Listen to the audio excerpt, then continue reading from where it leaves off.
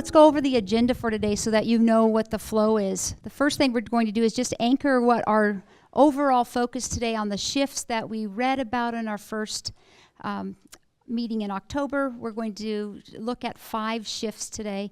Then we're going to have Deb and Fran do some strategies for kids. And after that, we're going to do a mock highly functioning team, a PLC team, where you're going to see a meeting with an agenda. And then we're going to have lunch. You'll have an hour for lunch, and then we'll come back and do application of strategies and some grade level planning. And so that's kind of our flow for the day. But what I want you to look at is in your packet you have a yellow sheet. And the yellow sheet is really looking at the shifts that you read about with our article, a shift in school culture. And so what the idea today is that as we go through the day, we want you to take and look at 5 shifts. And we're going to look at the shift in the work of teachers. There's primarily 3 that we're hoping that we show you evidence of today. The first is from isolation to a focus on learning. That's the intent of our work together, is that we look at what is it that teachers are doing. The second one is from individual teachers attempting to discover ways to improve results to collaborative teams of teachers helping each other to improve.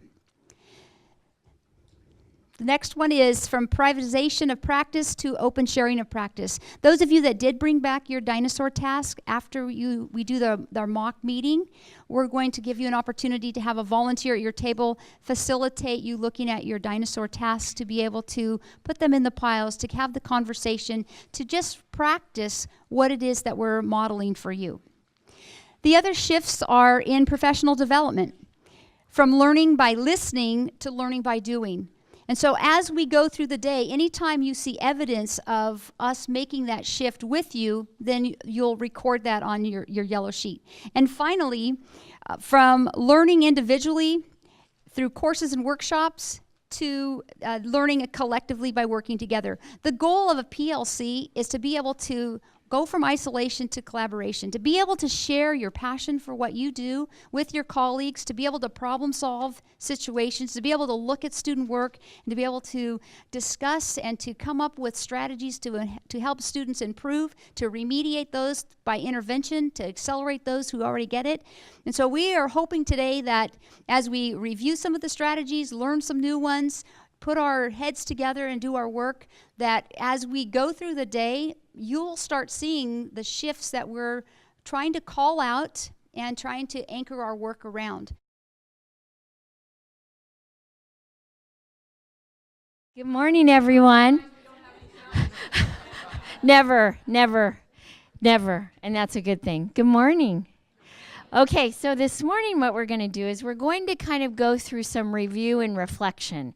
And I think that hopefully that will calm everyone's fears. So this is what I need you to do right now. In your little packet, you have what they call the placemat.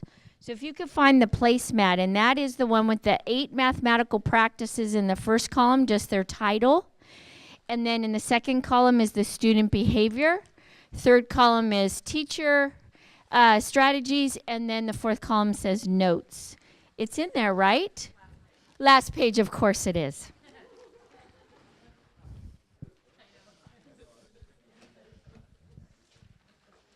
Okay? So what I want you to do when you get that paper out is just take about 60 seconds all by yourself and scan the student column. Take a look at the Common Core student, what the Common Core student should be able to do with your grade level, at your grade level, with the wisdom that comes at your grade level. So just take a minute and I'll be quiet. Now just very quickly in a popcorn style at your table, I want you just to throw out adjectives that would describe the classroom where that child will live and grow, where that child that you just read about will be able to get better at doing that. So just popcorn at your table, and I'm going to eavesdrop some adjectives on the classroom. Not so easy. I mean, there wasn't a big roar of adjectives that I heard, but I did hear some, and a lot of them had to do with communicating and talking. I didn't hear lecture anywhere. Raise your hand if your table said lecture. Not likely, okay? So what we've been trying to do in the last couple times that we've met is we've been trying to talk about, subtly and not so subtly, this Common Core classroom. There's no prescription for it. No one's going to tell you it must look like this, this, and this. But when we read what a Common Core student is supposed to act like, we can start to intuit what it's not, okay, and where the balance has to be found. So what I want you to do now is I want you now to think about your own classroom, okay? And these are the strategies for Kid Talk that we have been talking about in the last couple times we've met, or if we've come to your classroom. So there's a strategy, think, pair, share, okay? We said it might be best used for that review at the beginning to get the class going, to get math class going. We talked about choose 3 ways. This is the one where, remember, you're not choosing 3 ways in the classroom. You're getting kids to try to show their work in 3 ways, be able to explain in 3 ways. 3 is not a magic number. It's just flexibility, that they can flexibly start to approach math, not just be very narrow and only have one way, one strategy. And then starts. Starts is what you saw in the movie when we were in that multi-purpose room last go round, and you get kids to share out your starts. And then we have a preview that's coming. We're going to talk about that today. So this is what I want you to do by yourself. I want you to take a moment and just, however it is that you journal, in sentences, in phrases, in lists, talk about how it's going in your classroom when you see those titles. And when you consider what a Common Core student looks like. So get some things down on paper because you're going to do a share out in a minute with your table. So go ahead and just take about 2 to 3 minutes to just sort of reflect on how these strategies are working in your classroom if you're using them. If you're not using them, how is that Kid Talk working in your classroom? Let me first explain to you how you're going to share out. This is a protocol called Final Word. And sometimes it's important to use protocols in sharing in the classroom as well, so everyone gets a moment to talk and everyone gets a moment to be heard. That's really important. In the variety of personalities that are here and the variety of personalities that sit in your classroom, sometimes when you say share out, there are folks like me who take this airspace. And then folks that are quieter, who maybe like Kara, who don't get time to talk. So we want to make sure that everyone gets a chance to talk. So let me explain how you're going to do it. It's called Final Word. And so you have to be in a group of 4-ish. So your big table group is too big. So you have to kind of split in half and be a group of 4 or 5. And if you're 5, you have to go shorter. It's a math problem. So let me explain how this is going to work. You have your reflection ready because that's what you're going to speak about. Okay, you don't have to read it. You can sum it up. You can kind of give the high points or the things that you're concerned about or the things you're really proud of, but you'll have your reflection ready. The first person to go will get up to 3 minutes or less than, okay? And that person gets to share their thoughts on the Kid Talk and the structures and how it's going in your classroom. Okay? Nobody gets to pipe in. No piping allowed. Okay? You'll get your pipe in time in a minute. So up to 3. Now, this timekeeper person, you got to keep track. I just did this in Live Oak, and people pulled out their iPhones, and so there were timers going like crazy. So however you want to do it, if you want to do it in a timer way or you just want to watch your clock, but you have to let them know when 3 minutes is up. So okay, now you also notice you have coaches sitting at your table.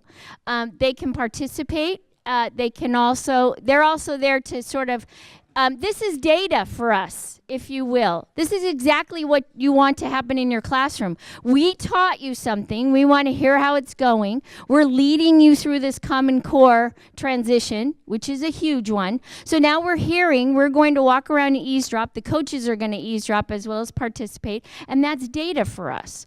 So we can see where we should go next, okay? So if you see us eavesdropping, don't get worried, okay? So person who's first, you're going to start, and we're going to be walking around and listening to you. Okay? Reflect and go. Well, I have to say, for those of us walking around and eavesdropping, what a fun thing to eavesdrop on.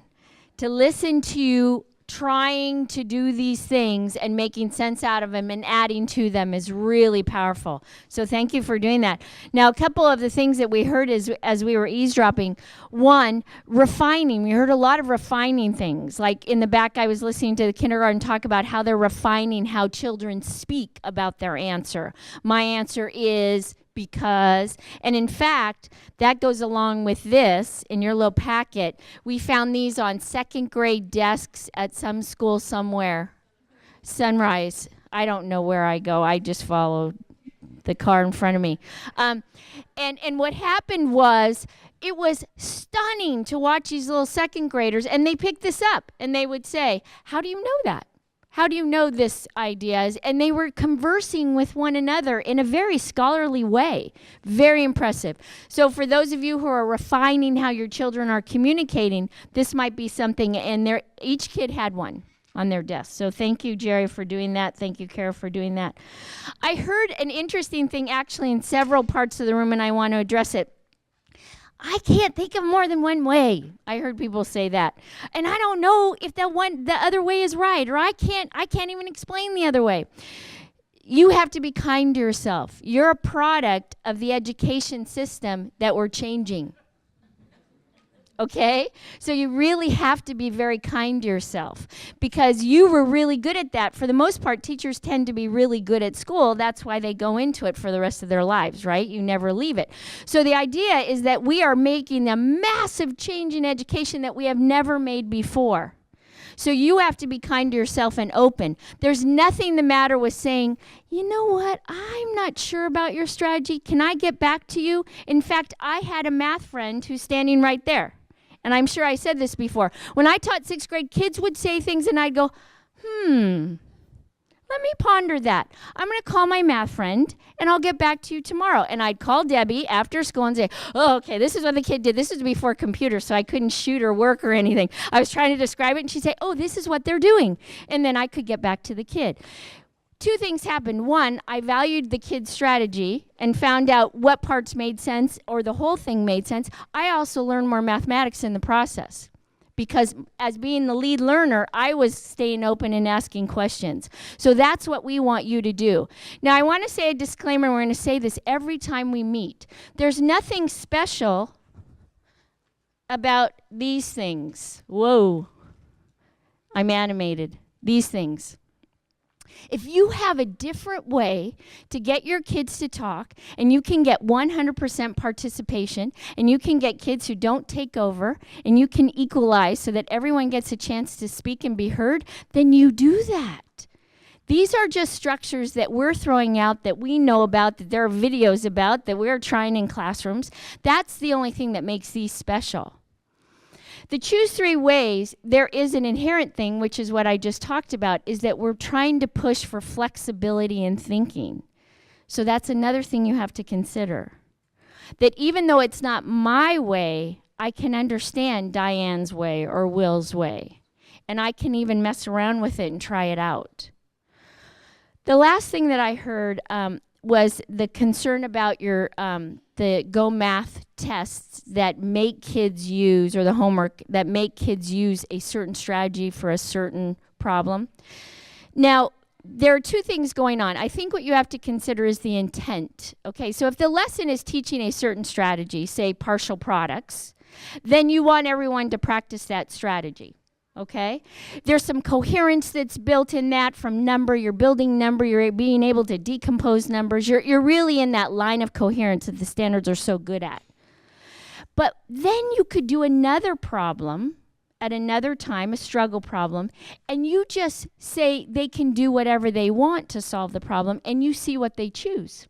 You see what they make sense of. You see what they can explain.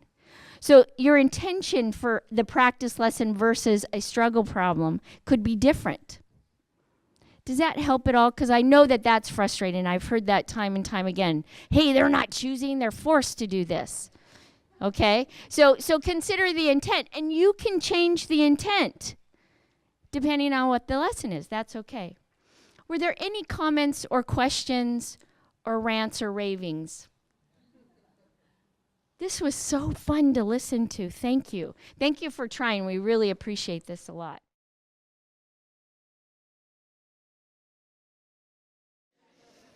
So we're going to do something called number talks. How many people have heard of this before? How many people have heard of something with talks in it and they're not sure if that's what we're going to do?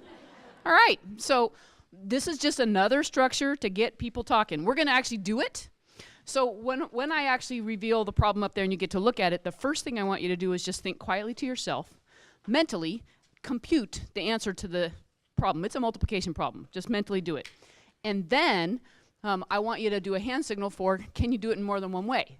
So, if I was in a classroom where I could actually see you all, I would have you hold this in front of your chests. I'm a little worried that I won't be able to see back there at that table, because I'm blind, right? Not only am I technologically inhibited, I'm blind. So I might have you hold it up on your head, like if you have one way or if you have two ways to do it, okay? And then I know, so I'm just going to look around the room, give everybody some think time. I'm looking to see, did you figure out a way to compute this? This is not going to be 1017 times 3.49, okay? All right. You'll be able to have a strategy to do it. It's okay, all right? So I just need a little hand signal on your head. If I was in the classroom, I'd do it with kids in front of their chests. We can talk about why that is in a while, all right? So you can think about that.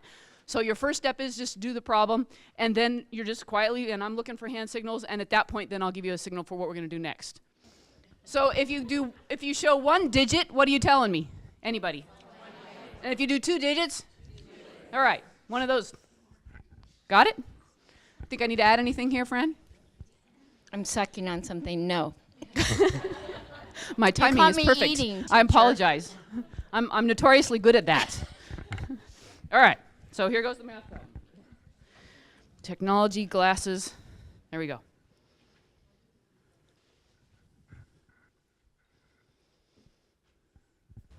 One way, two ways. I was guessing.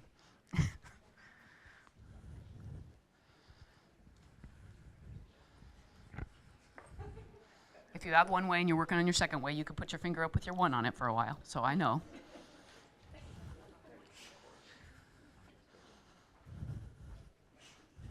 Okay, thank you. Don't share yet. Now, I'm looking for a quiet hand. Could somebody tell me, and I'm going to get the document camera going, or I'm going to write on the white paper. I think I'll write on the white paper. Could somebody tell me one of the answers that they got? Oh, except I'm looking for a marker while I'm going to call on someone. And somebody out there is going to help me with a marker to write on this paper, because this looks like a black ballpoint pen. You guys got one? Look at this. This group's taking care of me. I love you guys. All right, who's got one answer for me? Yes, sir, in the red shirt right here in front of me. One answer. Oh, 180. How many people think I can't hear either? So this green marker probably back there doesn't show too good. I probably should switch to document cam. So 180 is one answer. How many people also got 180? Okay, did anybody get a different answer? Okay, so we got 180. All right. How many people are feeling better that we all got 180? Great. I already know there's more than one way in the room because I saw at least two fingers on some people's hands and sometimes more. Is someone willing to share one way that they got 180? And now, before I have you share them, Fran's going to go. Fran, I'm going to call on that woman over there to help you out. And don't let her talk yet. Everybody else, after she gets done talking, I'm going to have you turn and tell your neighbor what her method was. Okay? So after she gets done talking, I'm going to have you turn and tell your neighbor what her method was. How many people's brains just switched a little bit when I gave you those directions? All right. So, yes, ma'am. Go ahead and share your method. Now? All right. I did 10 times 15 equals 150, and then I did 2 times 15 equals 30, and then 150 plus 30 is 180. How many people heard her first step? All right. Turn and tell your neighbor what she said, please. If you can hear me, raise your hand, please. Thank you. Thank you. All right. So, unfortunately, I was doing a bad job of listening, and you guys did a great job of listening because I just heard you turn and tell your neighbor. Could somebody tell me what her first step was? Because I'm going to record it up here on the paper. What was her and what's your name, ma'am? Barbara. This is Barbara's way, and maybe it was your way, too. How many people had Barbara's way also? All right. So, could somebody tell me the first step on Barbara's way, please? Oh, I got one hand, two hands. 3, 4, 5, 6. It's an epidemic. Let's see. I'm going to call on this woman over here in the brown sweater. She did 10 times 15. How many people agree with that? All right. She did 10 times 15 first. And I'm guessing she got 150, yeah? Could somebody tell me what she did next? What she did next, is it Mike? Oh, sorry, Fran, I'm doing bad. Which is 30. Everybody, what did she get? Okay, could somebody tell me what she did next? Can you guys see this chart paper at all? Yoo-hoo! Way to go, Kara and Jerry. All right, so let's see. I'm going to call on the woman in the white sweater. Fran, I did better for you. She added them together and got 180. How many people agree with that? All right. So how many people think we're about ready to hear another way just by the poster paper clues up on the wall right here? All right. So could somebody tell me another way to get 180? Yes, ma'am, in the pink, and I can't quite see your name, and yeah, glasses don't help. Mike, what's your neighbor's name? Kathy. Kathy. You could do 12 times 10. Wait, how many people have a sneaking suspicion what she might do after this? Okay, let's see what she does. Go ahead. 12 times 5. How many people were right? All right. And then what do you do? 120 plus 60 is 180. How many people think that works? Did anybody have a different way? Oh, check this out. Oh, man. I'm doing bad with the whole sunglasses issue. All right, let's see. I'm going to call on this person right here, Fran. Here, we'll do this. I'll give her the mic. I also decomposed 180, but I made a generic rectangle. So I made 2 columns and 2 rows. 2 columns and 2 rows. A generic Make yourself rectangle. 4 little squares. There you go. You want me to do it really big? Oh, you go for it. Make it big. You betcha. 1 through the middle. There, lovely. So I took 12 and I decomposed it into 10 and 2. How many people think that was wise? All right, you want me to run that across the top? Yeah, go right. for it. And then I took 15 and I decomposed it into 10 and 5. And then I can find my partial products. So I look at 10 times 10 is 100. How many people know the answer to the area of this rectangle here? Mm-hmm. Everybody, what is it? 20. And the answer to this rectangle here? 50. And And this 10. one? And then I added my areas together. How many people agree with that?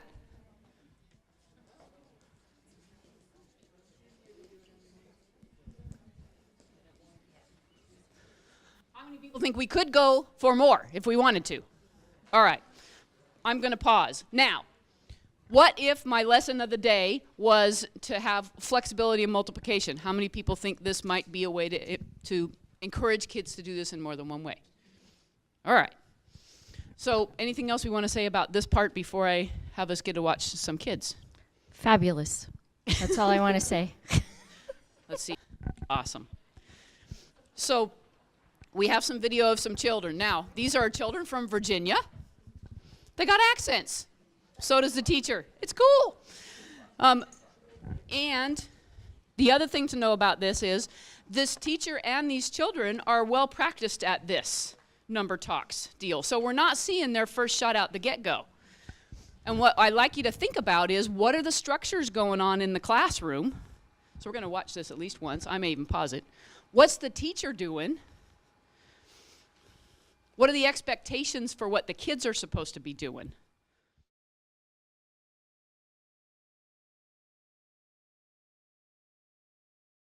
Where are these kids sitting? How many people noticed they were sitting on the carpet and they're 5th graders, right? A little different. All right. They've done this before, so what's going on here with the way that she's pitching this particular question? What is she expecting all the children to be doing? Anybody willing to share? Oh, people are sharing like this. How many people agree the kids are supposed to be thinking? Right? So she's trying to expand and make sure every child has an opportunity to access. I know when I have the people like me in my own class, if I forget to structure how conversation is going, those quick people like me that just want to talk because I talk before I think, I just step all over everybody else's thinking because it just comes right on out of my mouth. So she's making a structure so everybody has access to at least have some think time. Any other thoughts you want to share? What's your name, ma'am?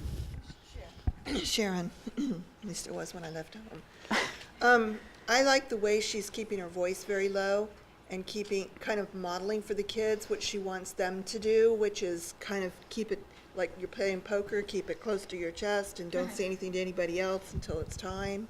She's kind of modeling that by her own tone of voice and her own, you can just see it in the way she's standing there. She just wants them to keep it to themselves to start with. And she's not asking them for an answer, she's asking them how many ways can you do the problem. So how many people agree the way that she's actually composing her own self is helping with the atmosphere that she's trying to create? Now for me, you can tell, this is not my style, I'd have to work at this, right? We all have to figure out whatever it is that you do, but she's doing this very well. Whatever it is that you do to encourage people to think quietly to themselves so everybody has access, that's what you need to do. So you got another style going on up on the screen. Nice point. All right, so that's the kind of thing I want you to continue watching for. So we talked about one thing that she's getting going. Do you want to say something else, Fran? Okay. And you can be thinking about other structures you see, what are the expectations of the students, that sort of thing, so that we can actually really wrap our brains around what's going on here. And you're going to make it look like you. She makes it look like her.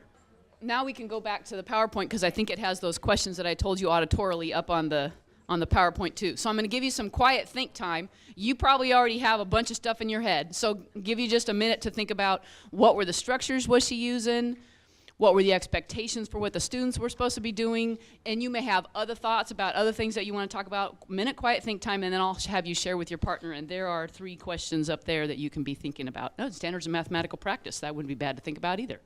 So 1 minute quiet think time, then we'll have you do some sharing at your table with a partner. All right, so what's going on? What are the structures that are in the classroom for kid behaviors? What's the teacher doing? Some thoughts about how to get this orchestrated.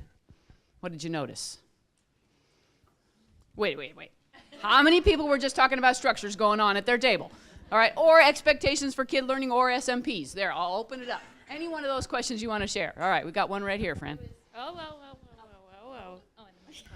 We noticed that it was taught behavior. They learned the procedures to come to the carpet, sit quietly, and it was something that was modeled and very well done. How many people agree? You would have to, coach the kids on what they're supposed to do right here. It's not going to take forever, but this wasn't the first time out the chute, right? Okay, so the kids knew what to do. They knew where to sit. They knew what their expectation was. I did it differently, but similar sort of thing, right? You just got to set them up with directions. Other things you noticed. The person in the red over there, Fran has her hand up. We noticed that the kids who were not participating also had an active participation in their hand signals that they could show without having to speak out. Did you guys see what she was doing? I can see because I'm standing up. Yeah. How many people noticed this? So they got to be engaged without actually engaging. It was kind of cool. They had at least 2 cameras, right? Sometimes it flipped to the kids, sometimes it flipped to the teachers, and there were times when I was thinking, oh, I wish I could see if the kids were doing that or raising hands or nodding, but so that would be the thing when you get to do it with your own kids, you get to see that stuff. But that structure's in place so that, as you say, the kids that aren't actually talking have, I'm hearing you, right? Oh goodness, I need a microphone. Well, what we were talking about at our table was this is interactive instruction. It's not direct instruction. She didn't walk up there and say, okay, this is the strategy. Watch how I take it apart, and everybody's listening. She put a problem up. They did it. Then we put another problem up. And as she went, she was asking purposeful questions to get them to explain. And then, the kids had these aha moments to the end when the one guy said, hey, this is the base problem all along. How many people think that was probably her intent by the choice of her 3 tasks or 4 tasks, right? And so this is the thing that you can do to set it up. And as you noticed, she has purposeful questions to keep the talking going because she's not the person that gave those ideas. She was mining it, and then she figured out how is she going to be recording, because she went back and recorded that. What was that young man that had the big aha? His name, I forgot. Jahan, is that what it was? The kid in the yellow, African-American kid in the yellow, right? Anyway, he said it once, and she didn't write anything down, and then she came back and wrote it in between the problems, and then he was the guy that also brought it back up again later with other kids. Yeah, Fran. Oh. Here she comes with your. Yeah, actually, you do We need a we need it for microphone other the video, reasons. For the video. One thing I didn't see was how she chose kids. Was there something there that I didn't see? Was it How many people think random? that's an excellent thing to think about? Yeah, so I did not see, she's making some choice inside her head. Right. But how many people agree she got a pretty good variety? We don't know these children, right? So there may be reasons that she knows there might be quieter ones than others, and I don't know. So I was just wondering if there was a system there that I didn't see. Did not to someone my see knowledge. something that- oh. So, but that's an awesome thing for you to think about is how are you choosing which children are talking and that sort of thing, right? Fran I'll just let you decide, Fran. How's that? Then you just go. We have a principal wants to Okay. talk. Gotta let them talk. Well, what I was noticing is that teacher was facilitating the manipulation through almost a mathematical version of blending and segmenting, taking apart, putting back together. But the thing that was fascinating to me is that the kids never divorced themselves from the value of the numbers, and where did that get into their heads so solidly? They were really dealing with the values. No matter how they pulled it apart or put it back together, they understood they had to deal with the values of the numbers. And she was facilitating that discussion and bringing out their thinking around that. How many people agree with that? Yeah, and like we mentioned, this is not the first time these children have done this, so I'm sure that they did other problems to cement in the idea about the place value going on and the fact that they could decompose numbers into multiple ways with factors. But there's that content decision, and in this particular video, we saw the progression of problems that she chose to do to get to her particular purpose, that kids could be flexible when they figure out 12 times 15, that they could break it down how they want to and re-multiply in different orders. But then there were the pedagogical, instructional can't talk and spell at the same time. Pedagogical strategies that she was doing as she was thinking about, okay, I'm using hand signals to make sure everybody has a chance to think about it. I'm going to take different strategies. I'm going to ask children if they understand so-and-so's way. She had all these other questions that she was doing on the pedagogy side to make this happen. So it's a combination, like you were talking about, blending of choosing the task and then figuring out how you're going to actually pitch it so every child has access to that math thinking. And that's what we're really working on, getting kids talking. Yeah, where are you going next? I was just going to say, I like the pedagogy that she was demonstrating, but I was kind of thinking in my head about what standard. If she was teaching decomposing, or if she was teaching, because she mentioned, can you do this with every, she said, can you do it with, with every operation? So I was thinking, was this a commutative property? Did she discuss that before? Because she mentioned that, and I thought, well, maybe she was trying to show that you can't do it with every operation. Maybe that was going to be the next, I don't know. How many people think that's a good question, right? Maybe they were going to go down division and find out, is division commutative like multiplication is? So this could have been her lesson launch, right? So that she's trying to get to that point. We're not quite sure. That's the flexibility of this particular strategy, and many of the student talk strategies is you get to choose what sort of student talk thing is going to be appropriate for your lesson, and content-wise, what is it what problems are you going to use, or sequence of problems, 1 or 2 or 3 like she did, or 4 like she did, to get where you want to go for the particular lesson that you're trying to teach. So yeah, that's an interesting question.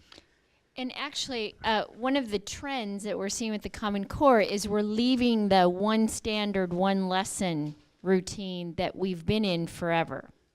And now you'll get into one activity, many standards to support it.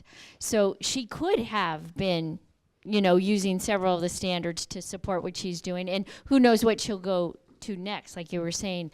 But we're leaving that, the one lesson, one standard, and that's a big shift.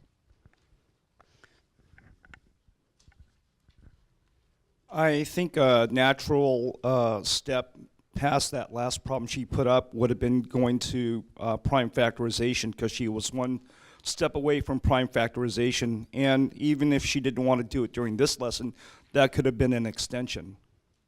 How many people could have been that also, right? So it could have been commutativity and does it work on division, could have been the importance of prime factorization and how that helps you, right? There's at least 2 different things that we're thinking about here. And is this Sharon? Sharon's going to share. I just wanted to say that one of the things I've heard people in my department say over the years is, so how do you teach kids number sense? And you don't teach it, in my opinion, by lecturing kids on the rules for how to solve problems. The way kids get number sense is like this, by kind of getting in the sandbox with all those numbers and getting up to their necks in it, and playing with the numbers, seeing what their rules would be. And I think that's how they get number sense. So, and I think the other thing that this does, so what if I'm a kid that only had one particular way? That problem was basically coming back to me lots of times, and I got to hear lots of different ways that different children were doing it in the sandbox, as you say, so that I could start increasing my ability to, and this isn't just a one-shot deal, and she does this, I don't know, 2 or 3 times a week or something. to start her day or end her day or something, then I'm going to get better and better and better at that. The other thing I noticed, when they go to the carpet, they're not even allowed to just sneak and do their pencil. As soon as you start sneaking and doing your pencil, you didn't get in the sandbox with your number sense, right? So I'm having to come up and trying to actually, make sense of this. And it's done enough that I have some think time. I get to hear my neighbors. So there's some supports for me if I'm a kid that's getting a little bit stuck. So, and I have a written version of what's going on a previous problem on the board, so I can think about. So there's some supports for me so that I can develop while I'm in the sandbox. All right. Pat. And actually, when I'm walking to Pat, I'm going to say, teaching number sense is a funny sentence. It doesn't go. You don't teach it, you grow it, you support it, it's a funny sentence. It just struck me that a lot of people are concerned that we're losing opportunities to teach procedural fluency in the Common Core, but procedural fluency is critically important. And I thought that was a very authentic and powerful way for kids to learn and practice procedural fluency. How many people agree? They're practicing multiplication facts all over the place right there, yeah? And if you knew 7 times 8 was a hard one, you might choose a different problem because eventually you wanted to get to 7 times 8, right? Or something like that. All right, so I'm thinking, Fran, we can pause here and go to the next part. Are you cool? Okay, so I don't even know. Let me keep going. Okay, so what I want you to do is in your packet, you have an article named Number Talks from Math Perspectives at the top. And I want you to take a couple minutes, it's a little 3-page article on how the people that put together the video, are saying you have to consider for Number Talks. So just take a quiet 3 to 5 minutes to read this, and then we'll open up the discussion. That's it. Oh, heavens to Betsy, the one that says Math Perspectives on the top. That's right, I forgot the other one was in there. You didn't know you were going to have to read so much today, huh? Okay, so here's what we're going to do. Another protocol that's going to get you talking about what you read, any questions you have, any thoughts that you want to share. So what you're going to do, when I say my word in 6th grade used to be roll-em, so you had to wait till you heard my word.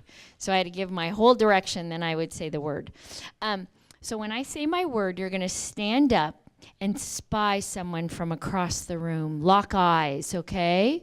Because you are going to leave your table and go find someone from somewhere else to talk. And what we're doing is the stand up, hand up, pair up. So instead of putting your hand up when you meet, you're supposed to put your hand up and clench hands and say, okay, we're partners. You can fist bump because we're in flu season, okay?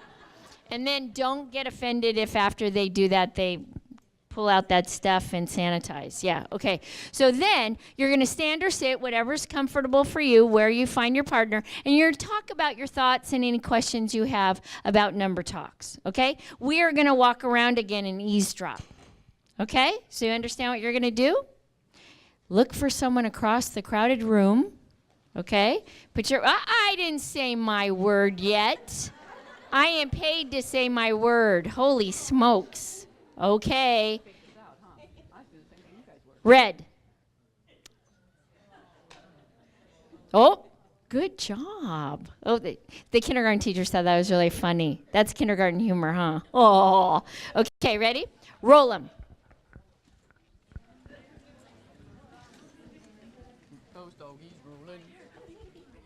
Find someone.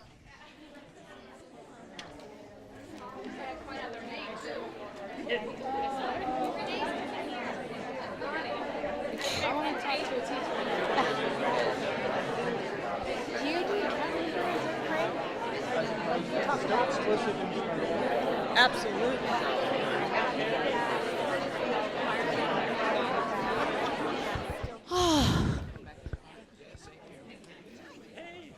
This is so exciting. My favorite part of the day has been eavesdropping. I just love it. I'm hanging out and just listening to people, and I can do it legitimately. Fran, I heard some people saying, man, I was just getting to the good part of the conversation. There's lunchtime. You could make a lunch date with that person and finish the conversation. And break comes next. You can follow them into the bathroom and keep chatting. Perhaps. That's happened to me before. Okay, so let's talk about this a little bit. you were talking about what is a number talk, what isn't a number talk, how you could put it into place, what things kind of sparked you in the article that you read. So what is a number talk? A number talk is about 10 to 15 minutes. That video is like 8 minutes and something. Okay? It's not your lesson. It's a small piece that you're warming up, that you're supporting number sense, that you're tapping on procedural fluency. It is not a huge 45-minute ordeal. That's too long for a number talk, okay? It's a mental math activity where students find the answer to a math problem in their heads and then they share aloud their strategies. I heard in several spots around here, oh, we can't do this till we teach them the strategies. I disagree. That's my disagree sign, big time. Okay, that's what it's supposed to look like when I don't have all these things in my hands. So Debbie, did you teach everyone the strategies before you did yours? No. How many people agree I did not teach you the mathematical strategies, nor did I actually take a long time to teach you what I wanted you to actually do and how I wanted you to show when you were ready to give answers, right? So it didn't take me too long, but I did have to attend to the hand signals, right? And what you were going to do when you saw the problem. What that statement does kind of describe is maybe the beginnings. You might find that you won't get a lot of strategies, but don't think it's because it's not living in those little heads that are in front of you. I heard someone up here say they might just be too shy. They're not ready yet to jump into the structure. That's a huge piece. So just don't think that it's because they don't have the strategies. When I came to school as a 5-year-old, I was already making, or actually 4.5 before the state law. When I came to school as a 4.5-year-old, I was already thinking about numbers. And I kept thinking about numbers and making sense of numbers. My teachers never asked me to tell them how I was thinking about numbers. So I had to learn the teacher way so I could get the grade so they would leave me alone. You see how that works? Now you're doing a whole different shift. You're saying, guess what, you guys? I want to hear how you're making sense of numbers. They're not blank slates. So you might be a little bit nervous. Now, if it's silent and nobody shares, then make it an easier problem. Or make up that you know a strategy that you heard a kid on the recess yard talking about, and then they're going to think, why aren't I not talking about strategies on the recess yard? You see how that works? Okay? Number talks, it allows children an opportunity to engage in rich, meaningful conversations. As Sharon said, it builds their number sense. This is one of the ways you do that. You keep putting them in a situation where they have to make connections, where they have to think about the connections and use them. That's what number sense is all about. Okay? Students have a chance to share and explain. What you were talking about this morning about refining how they're explaining, you could work on how they communicate. Another intention to a number talk. They have to justify their answers. Huge. How do you know you're right? Why did you do that? Where did you see the 12? Where was the 15? What's going on? Okay? Think and act like mathematicians. That's the coolest thing. That's going to hit you right in the middle of a number talk. No matter what grade it is, you're going to go, this is really cool. Because they're all talking like mathematicians. Debbie? I was just making a connection to, did anybody else do, Joe Bowler had an online video course this summer through Stanford. Did anybody do that one? It may come out again, and if I do, I'll send you an email about it. Anyway, there was a woman on there who was actually the videographer, not one of her students at Stanford that was on the video. She was the person shooting video. What she actually ended up being on the video about math learning. How many people think that's sort of funny? It's really funny. Don't worry back there. That wasn't my intention. All right. Okay, Dad, go. What she shared was that when she was in elementary school, she thought she had to do the problem in the order that it was written, and it was illegal to do it otherwise. So her poor little heart, the whole time she was doing these other thoughts, she's thinking she was a bad person. Can you imagine? As an adult human being, right? Can you imagine? So number talks gets rid of that right away. You do it how it's most good for you. If you happen to know what 2 times 2 is and do that, you don't have to worry about what 2 times 18 is because you can break it apart, right? That's so right. That was a big message to me. Oh man, we got to give kids permission. They don't realize they're allowed to do this. And actually, you did remind me when I was teaching first grade, I taught math their way forever and ever, amen. And we were doing this with place value. And so a bunch of kids were sitting around talking about how numbers go together, whoever invented our number system, what they were thinking, how could you take them apart and decompose them. And the lunch lady made this noise. She goes, and I look back, I said, are you okay? Like I'm thinking, I don't know my CPR. What's, because she really made an odd noise. And she says, I get it. And then I got so sad for the same reason. This woman was our little lunch lady. Her kids went to the school, but she had not understood how numbers were put together in the place value system until she was hanging out in her kids' first grade. And we talked about it because she missed the rule. Not everyone's getting all the rules that we're spouting out. You see, we have to see how they're making sense of what already they know and add to that. And that's tricky. And Number Talks, though, is a perfect vehicle for that. Okay? Any comments or questions? I think, yes, that's the last slide, because now we're going to bring up Jerry. Anybody other? Okay? So, Jerry, I'm going to... Oh, wait, I have a note while you're walking up. I forgot. Mark Freethy handed me a note.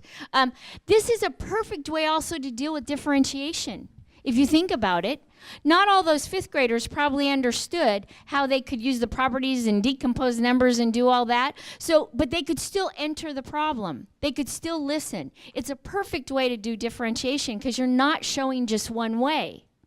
You're building a menu, if you will, with the help of the children and their thinking. So somebody in that crowd will leave going, you know what? I now know something I didn't know before.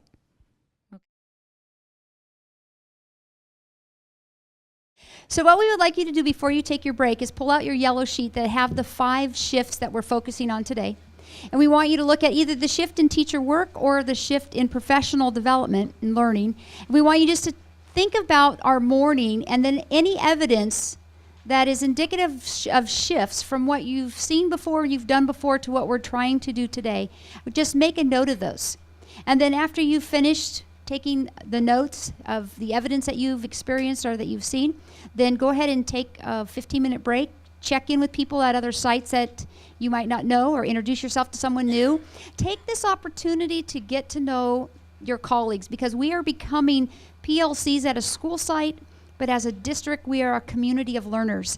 And the more we put our heads together and learn and problem solve and think together, the more we know. And so it's a great opportunity for you to network while we're here together.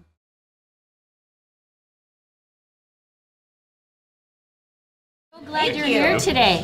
Okay, so we all did the dinosaur problem about the museum plan, how much they're going to pay to go to the museum. And you sorted them before into got it, didn't get it, and close-ish. So yay for the norms. You did your job. Yay. Great, great. And you all arrived on time. Yay for the norms. Okay? So what I want to do first is let's go ahead and pick out 1 or 2 close-ish that you'd like to share, and also kind of a got it, because we want to look at how the close-ish, why it's close-ish. Okay? So if you can find...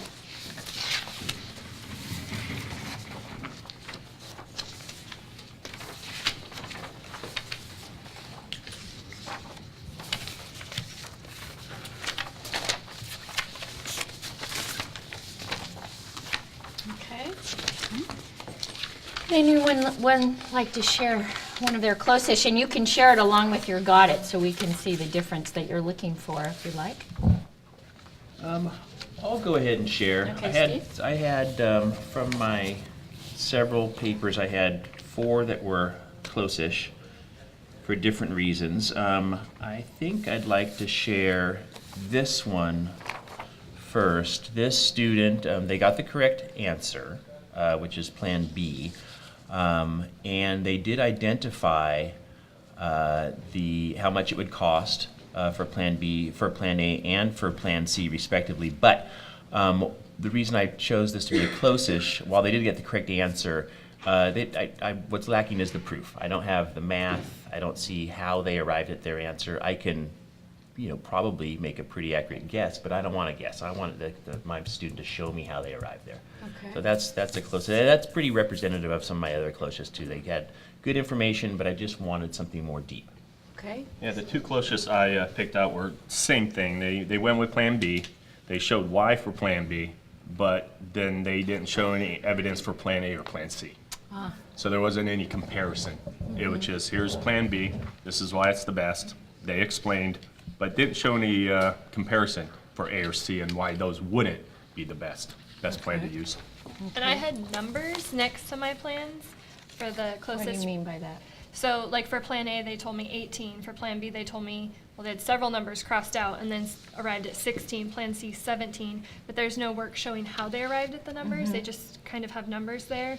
And then in their reasoning, they just said, I picked this because it's less than the other two plans. And so it's close-ish because the reasoning and the numbers both were lacking for me. I Okay. wanted how they arrived at the numbers, and then I wanted the explanation to connect in the comparison like Joe was talking about. So that argument, okay. Kathy or Pat? My closed papers are the same piece. They didn't. There's no comparison, so it's much like Joe's. They cite the correct plan, but it's in isolation, and so they didn't account for the other option. And then, like you, Steve, like I can see your paper and there isn't any math. I have some papers with math and no rationale or explanation exactly, and then I have some vice versa.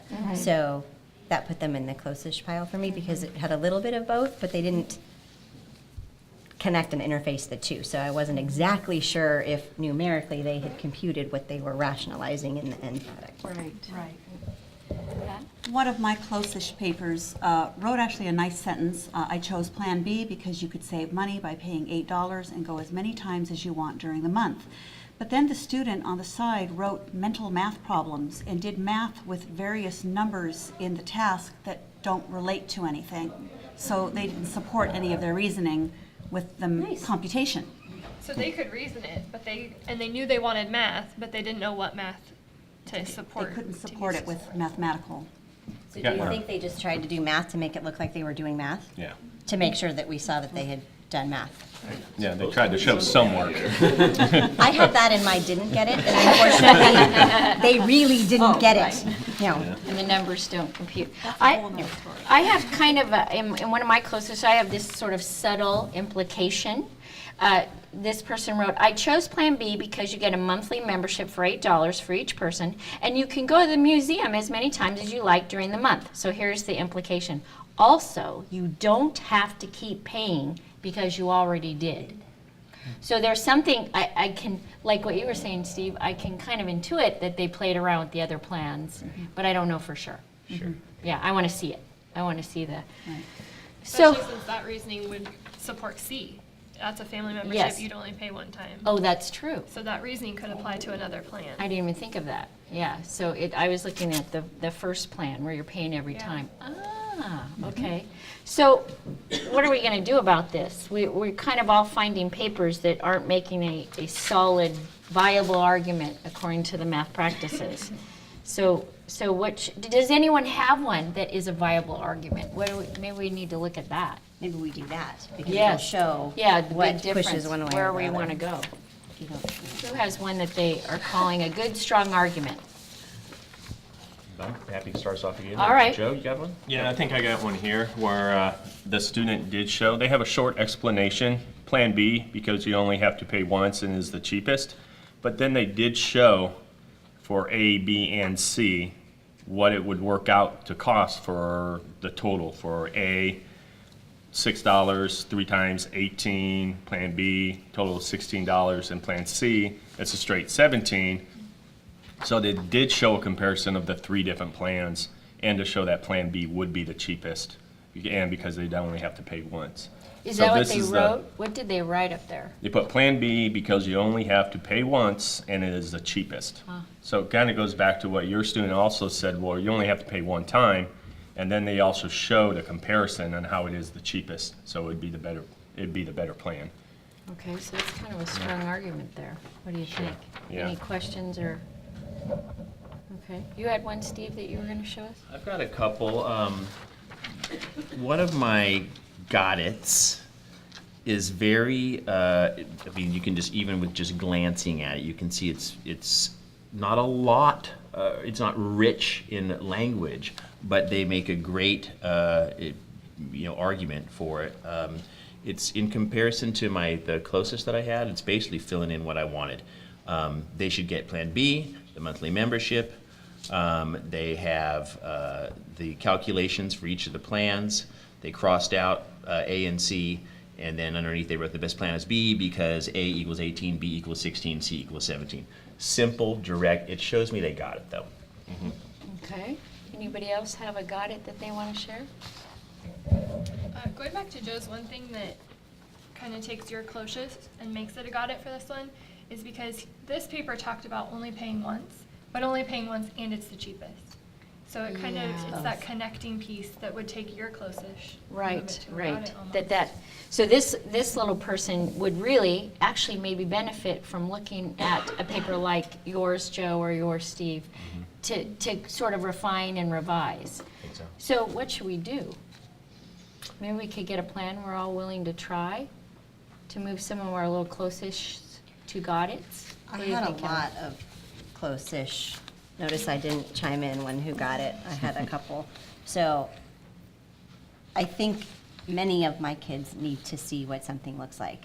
And then they can take a look at what they have and then see how that compares. And then see, do I add? Do I delete? Do I need to add the language piece like you were talking about? Or is it the math piece or is it the comparison piece? Yeah, I agree. I'm willing to borrow someone's paper to do that if anyone wanted to.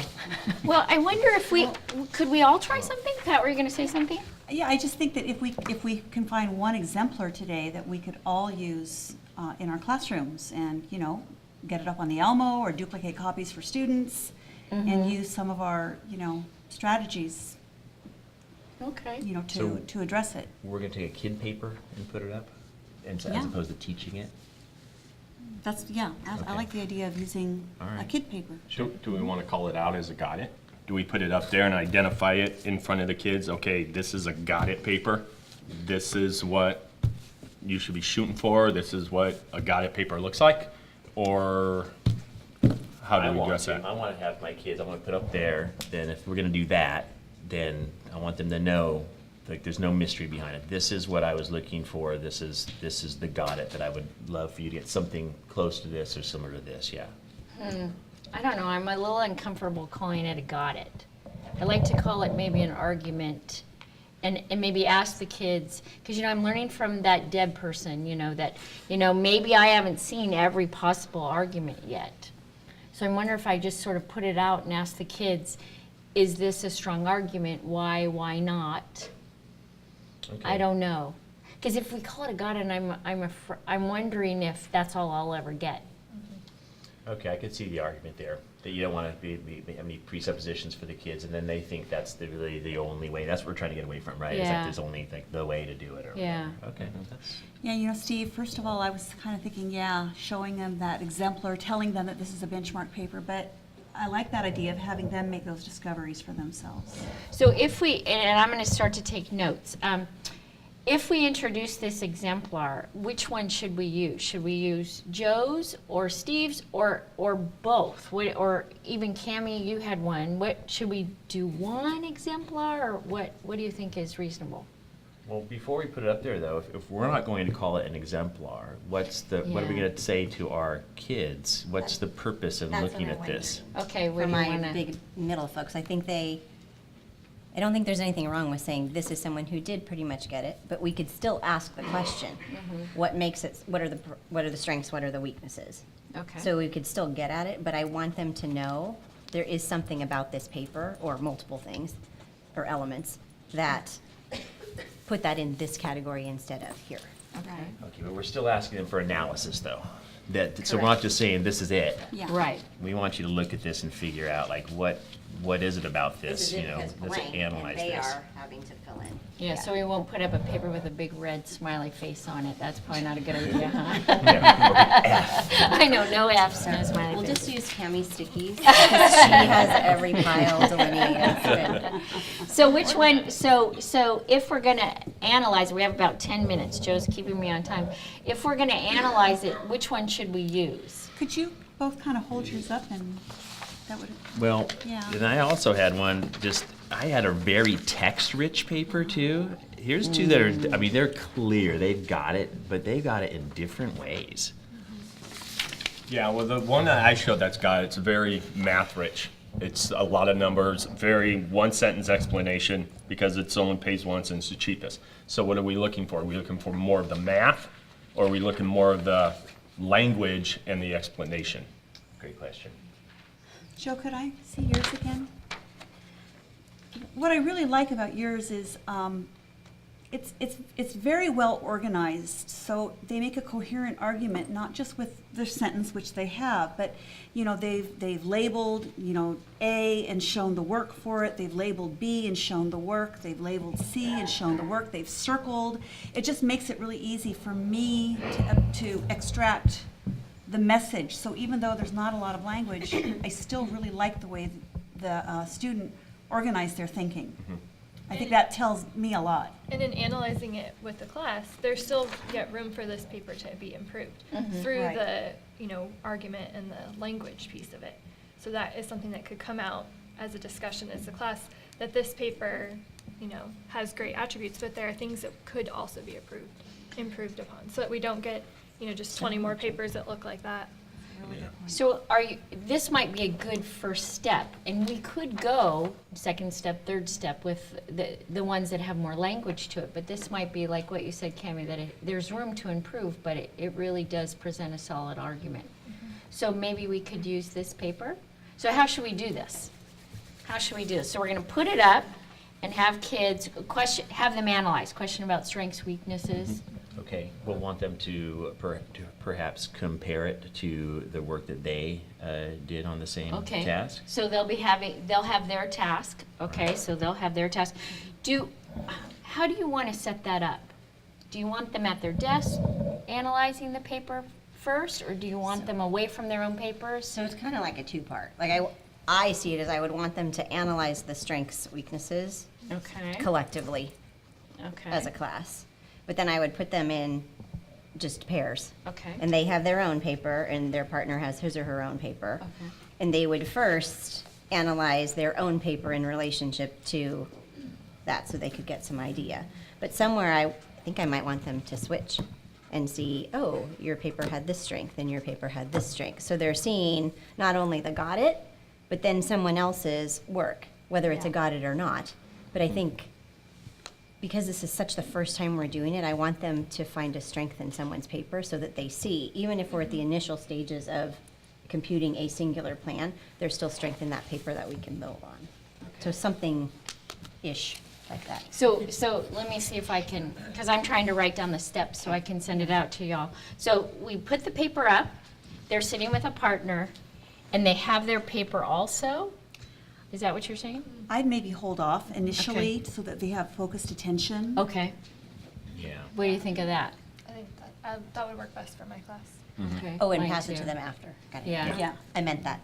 Of course you did, yes. And I don't want to see them start to erase and redo, so. Oh, we got to think about that. Yeah. We got to think about that. So that's probably step 2 that you were talking about. So just so we understand step 1, and then we'll get to step 2. We put up the paper, Joe's paper, we'll take the name off of it, put up the paper, and then have them talk with their partner about what makes this strong, what makes this, understandable, okay? And then have a class discussion.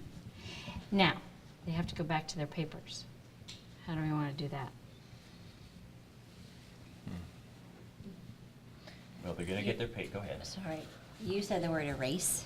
Yeah, no erasing. I don't want them to erase because I want them to see this was my original and this was either what I added or shifted or changed. So I might use the power of color.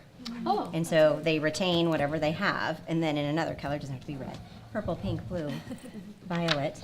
They have a splash of color, but that will show them you don't have to negate what you've done. You can shift it some. Because I think it's a kind of like we've likened this to English, where revision is a process. Yeah. And so I want them to see from whence we've started to the process of where I'm going. Good idea. Okay. So they go back with their paper in their different color, and first they work on their own paper after the discussion? Yes. Before they partner. Is that what you're saying? Yeah, I think so. with some conservative time limits, Yes. Briefly. Okay, revise alone. And actually, we will talk, when we all go, before we leave, talk about the total time, so we can kind of time ourselves. So revise alone for a certain amount of time, and then what happens?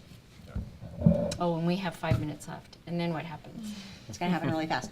I want them to move to, well, they've done some self-analysis, right? Right. Then, like Kathy suggested, that I want them also then to interact with their partner or however it is. I know all of us in our classrooms have some system set up for that, but I mean, I want them sharing with somebody and what changes they've made, what changes you made, any questions you had. Do we want to keep that informal, or do we want to give them like a sentence frame or a structure for their conversation with each other? What do you think? Yes. Oh, well, I'm looking at Steve's paragraph paper that we didn't use as an exemplar, but got it, but just, it's more language rich.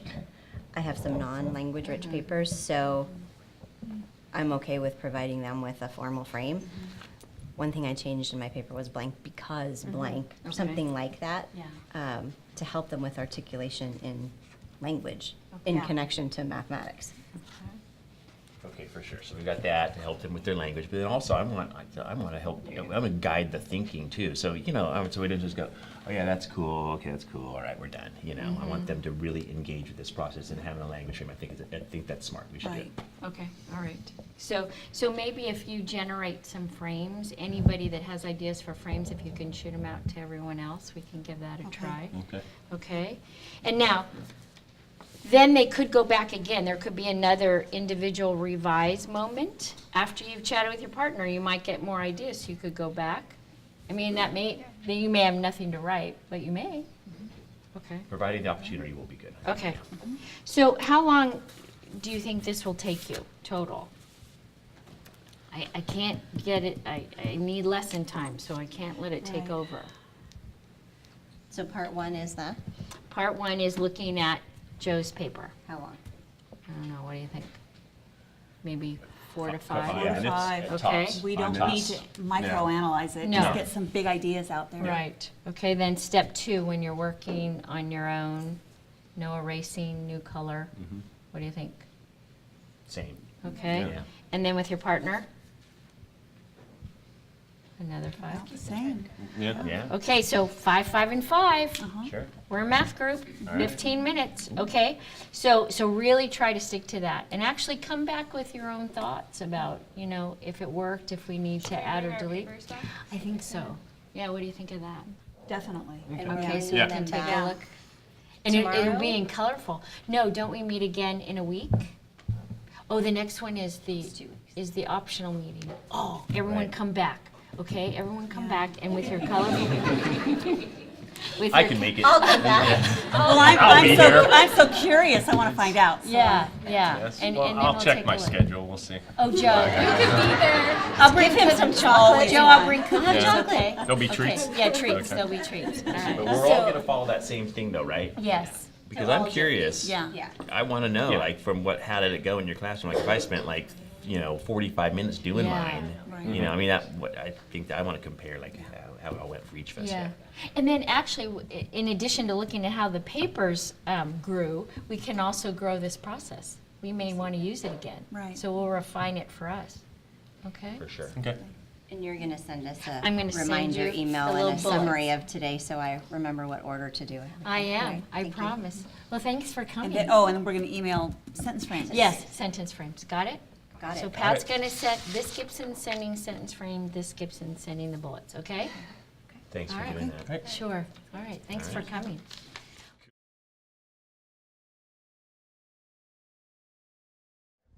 If you heard at your table something that you would like to share out for the good of us all, we're going to use some of the frames at the top of the up in the front of the room. So if you affirm with when someone says something and then you affirm, you can say I agree with and then add to it or add to it. So what we want to do is we want to take this opportunity to call out some of the observations that you made that are things that we really hope that you take back to your school site and that you do as a PLC leader.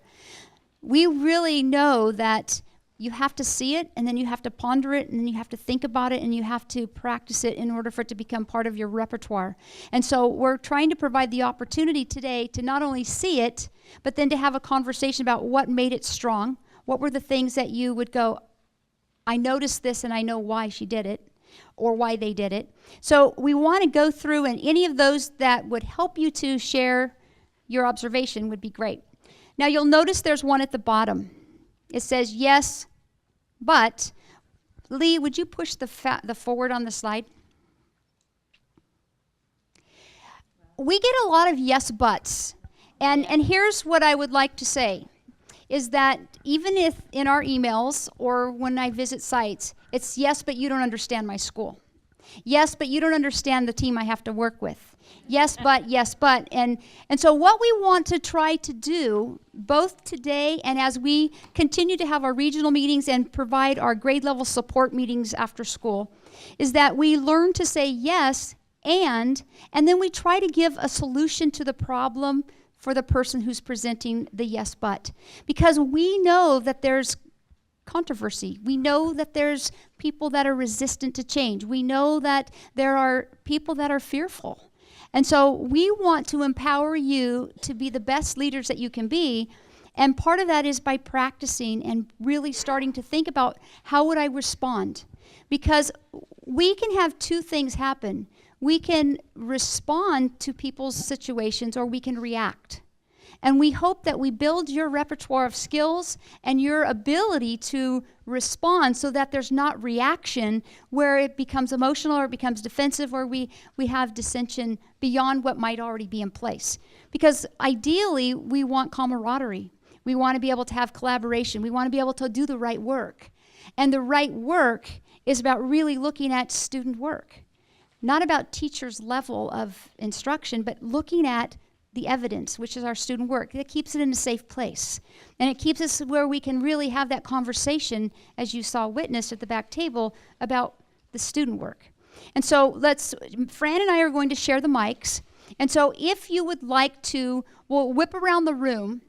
And if you have something you want to say for the good of us all that you observed, then we want to take this opportunity to codify that in a way that if you want to take notes and you go, that's something I want to make sure I have on my quadrants, and that I want to remember that I do, then let's do this for the next 5 to 7 minutes. And then we're going to move into where one of the people at your table can try to facilitate if you brought Dinosaur tasks, and you can just randomly try to look through them. Raise your hand if you brought Dinosaur tasks today. Okay, so we're going to give you that opportunity to practice leading a group at your table with the same practice of what you just observed. But first, let's call out the things that were powerful. So I'll start back at this table. If anyone has something you want to share out.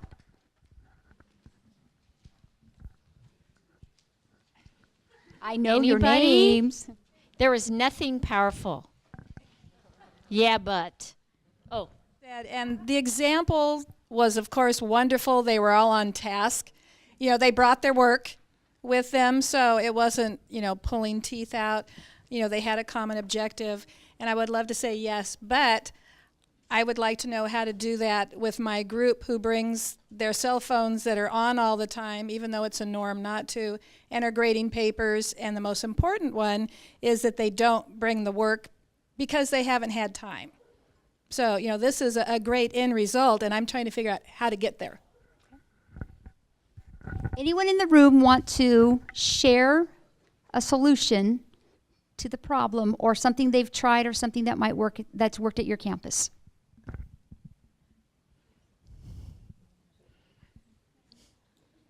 Thank you, Brian. We know it's tough. Well, I just noticed from this demonstration that whenever somebody wasn't directly participating or providing examples or anything, there was a lot of direct questioning. What do you think? What do you think? What do you have? So maybe that might not get you to have everybody prepared for the meeting, but if you keep that practice going, they know they're going to have to participate because you're going to ask them a question.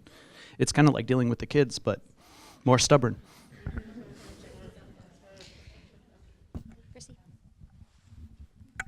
Looking over the PLC meeting template, I think the biggest point there that will give us the most growth is the simple use of the word we instead of me, my, I. Making sure that we're looking at our grade level as all of the students and that we're trying to move all of our students forward. And I think that's huge. If we just shift the pronouns that we use, I think it can help with growth. Okay, she went to the template on your table we were going to address later, so that's what she's referring to, which is fine. It was in the middle of your table, just so that you know. That's okay. It's all right. Okay. And so I just want to make sure when she said the template, I wanted you to know what she was referring to. Okay, other comments? We saw some other hands up. I already have a microphone. I was just going to say, I noticed that you sat in a table in a circle facing each other, and we just met yesterday, and we were kind of in my classroom just spread out at the students' desks, kinder, first grade, not in one circle, and I like that because you're looking at each other and eye contact. Anybody else on this side? Over there. I'm eating ice cream tonight. I wanted to say that I agreed with it was helpful to see the beginning of it where they started with the close-ish one. And I really enjoyed watching the culmination of the meeting start from really general to what do we have, to getting more specific to finding the strength and the weaknesses and the exemplar, and progressing all the way down to how do we take this to our classroom, time constraints, the detail, kind of wrapped up very nicely. Okay. Anybody else? I agree with that. I find that so often we come up with a plan, and I kind of think that we're all on the same page, and then it comes back, we bring the data back, and oh, we did it very differently. So I like the idea of first we're going to wait for everybody to get attention. Then we're going to put it under the doc cam. Then it really made sense to make sure that we're all instructing the same way.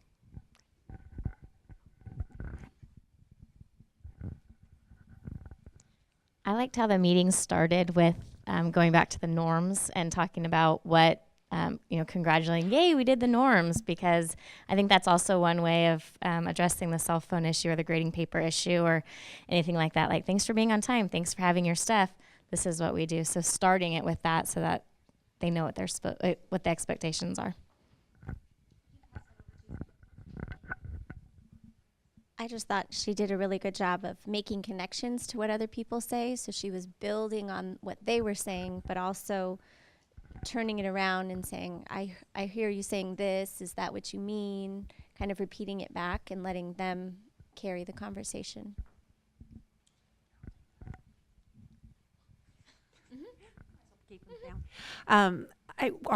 We've been doing PLCs for several years, and Pat, where are you? There she is. Was the our PLC leader before I took over, and I just want to throw out kudos to her, because one of the things that we did in our group, and I think I thought it was kind of funny at first, and was that we actually made up consequences as in our norms.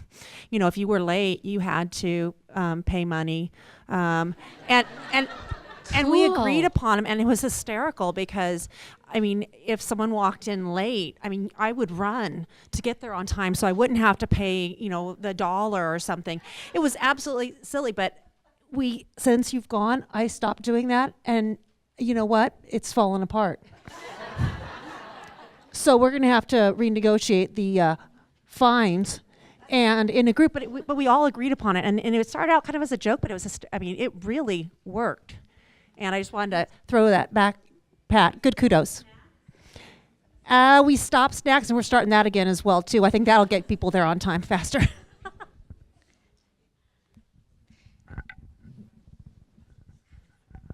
So this is a yes and. We were talking, and what was demonstrated by this group was a really high level of professional trust, that they all trusted each other and that they really respected each other as educators.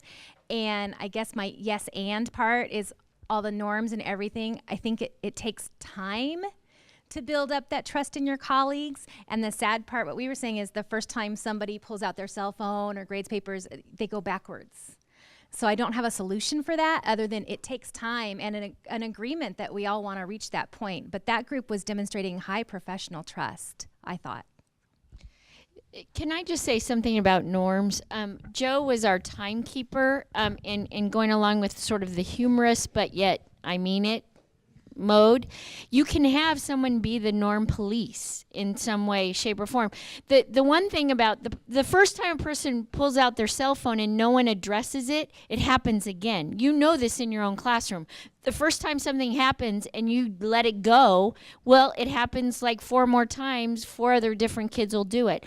So what we have to do is we have to find a way to call out the norm in a respectful yet I mean it way. And humor can do that. If you're not a humorous person, maybe you find another way to do it. But see, we're all going to benefit because we all have a task that we put all of our heads together to try. So there's a benefit in working in a collaborative group, but I have to be a good participating member. And that's the rough part. So norms, see, we live in okay, I'll get on a soapbox for a second. We think because we say it once that everyone will follow it. Oh, no. There are norm breakers around every corner. And we have to have something that says, even if it's a little green sign or a red sign, norm. I mean, you could, see, they thought that was funny. See, so you could do something that could just let people know and yet and I know you'll have to eat lunch with the folks that are breaking the norm, so that's dicey. But put your heads together and see if you can figure something out on that. Deb? Fran said about the green sign. I was in a group where they decided Norm from Cheers. They made little signs. They had put his face on the sign, and so the sign was just in the middle of the table. So because it was sort of funny, as you say, they could call each other on it because they, oh, you just pulled out your cell phone. They pulled out the Norm thing, and then you put your cell phone away. So it was a little bit funny, but it was a little bit I mean it. So that's what they did. Very funny. That's good. I thought it was funny that you brought that up because I didn't take that way at all. When he said something about time, you have 5 minutes, I took it as you're respecting my time. You're valuing my time. I committed to an hour or hour and a half or whatever it is, and I'm going to get out of here in an hour and a half, and it's going to be an effective meeting because we know what it feels like to go to a meeting and never resolve anything and feel ineffective, and why am I here? And they kept coming back to the purpose. So I thought that was awesome, and I thought that was a great way of saying, I respect your time. Well, so norms could fall into that category. If everyone's following the norms, that's another way to show respect for the work and the thinking that you've come here to do. So, nice. So if you look at the agenda that was given to you and you notice the norms that this group had developed, the first one is respect our group time. So having a timekeeper to respect the time so that the parameters of the work to be done is in the confines of what they've agreed to, then you're able to keep the lesson or the meeting running and going and accomplishing the task. But look at the other norms that the group had. This agenda was preset because an agenda happens prior to the meeting. So, and it's sent out prior to the meeting so the team knows what's expected. So if you look at the very top, the materials to bring was the sorted student work. It doesn't just say sorted, it doesn't just say student work. It says sorted student work. And the reason behind coming with your work sorted is because it takes time to think and process, at least getting that rough estimate of the 3 piles, and to be able to have limited time together, time that we cherish to be able to come together, whether it's dysfunctional or not. We want that time to build the professional collegiality, is that you want to come prepared. And so if you look at the next one, it's a listen to understand. They didn't, and I want to compliment someone publicly. Kurt from Elliott Ranch, I was observing you this morning, and I made comment to a couple people. And it was, when he was listening to people, it was intentional. And I think that a lot of times we can listen to someone, but we're really not hearing them. And we watched, and I went back and I made a couple of comments, is that you had your eyes gleaning the person. You were paying attention, and you were almost leaning in to them, and you were then asking clarifying questions, and you were probing for understanding, and there was something to be said about that observation, because when we go into a situation and we're busy correcting papers or we're busy on our cell phone texting, we automatically have taken those 3 interpersonal needs that I started with you on in October. Who knows what they are? People need to be respected, liked, and belong. And if people on your team don't feel respected, liked, and belonged, they're going to come with some baggage. And so as a PLC leader, there are things that you can do to build respect with your colleagues. There are things that you can do to make them feel inclusive. There are things that you can do to show that you like them. And I know you're going to say, well, I don't really like them. They get under my skin and they drive me crazy and they, but as a professional, and that's what you signed up to be, a professional learning community leader. As a professional, you set the bar. You set the pattern of behavior. And so I am encouraging you to raise the ante on your staff, raise the ante with your team, because we need to be the ones that model being respected and liked and making them feel like they belong. Come prepared, utilize facilitation strategies that promote collaboration. Noticing the use of the language from the template, using that, is that as soon as you say you, people get defensive. They get defensive. And so when you look at the agenda down at the bottom, look at the structure. They reviewed the norms. And you know what? Sometimes people will go to a meeting and they'll say, let's review the norms, and they'll read them off. Let's just remember now. But do you notice Fran was just, as a matter of fact, and she just called it out. And it was like, here it is. Everybody came prepared. Hey, great, that's one of our norms. So the agenda was, then they wanted to discuss what the differences were in the piles, identify the attributes, decide after reviewing student data, what is their next steps. They had an agenda that they had agreed upon prior to the meeting, but then they followed that meeting agenda.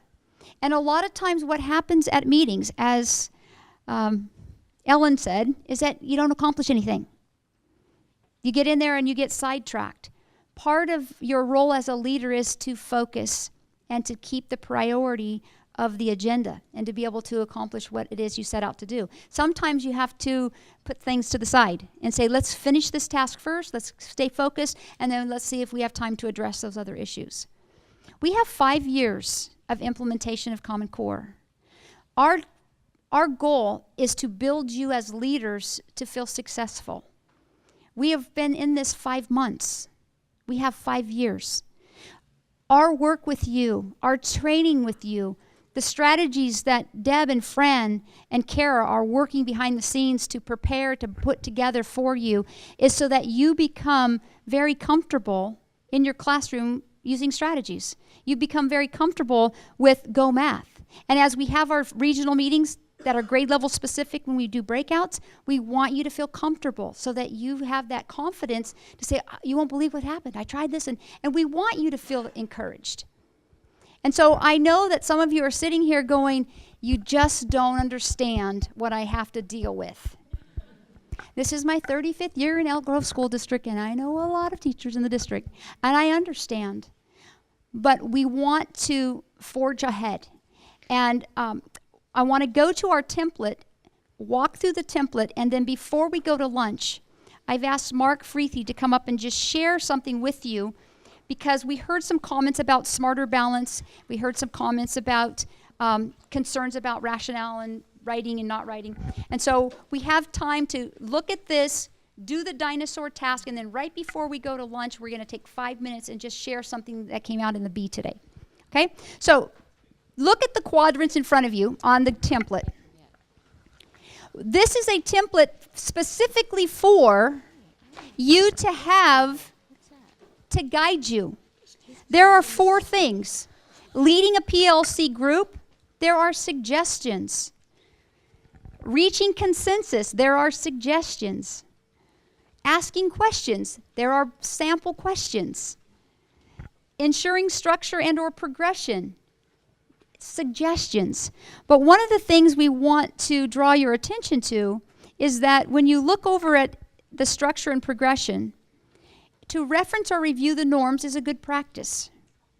If you're looking at student work for this particular time together and putting it into piles, it is a good practice to agree together of what would the exemplar be.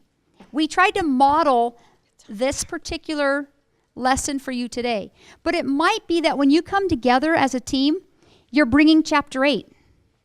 And you want to look at what is it we have to accomplish? What's the common goals that we want for the students to learn? What are we going to choose for common assessments? What are we going to do for the hot problems? How do we even go about it? So each time you come together, your function and your focus might be different than what's here, But we wanted to model one type of a PLC meeting, one that's really looking at student data. Because really, if you think about the templates we posted on our Google Drive, there's 4 questions that we really need to stay focused on. What is it we want our students to learn, to know and be able to do? What common assessments are we going to use to determine if they learned that? And then what are we going to do with the students that don't get it and the students who do get it? Those are our driving questions as we go forward in our PLC work.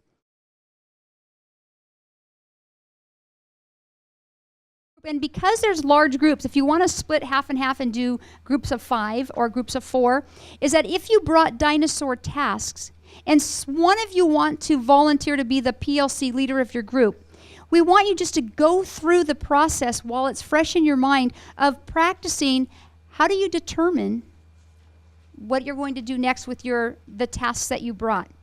So is everyone clear? You're going to have about 15 minutes to 20 minutes to look at your Dinosaur tasks. If you've already got them completely sorted, then you have a conversation. One person of the group decide to lead. Clear? Okay, we'll call you back together in about 15 minutes. I know we're asking you to pause that process. How many people at least started down the path of taking a look at some student work about dinosaurs at their tables? All right. How many people were kind of jumping in and out of doing a PLC about the dinosaur problem and then pausing and talking about the process of conducting PLCs? Was anybody doing that?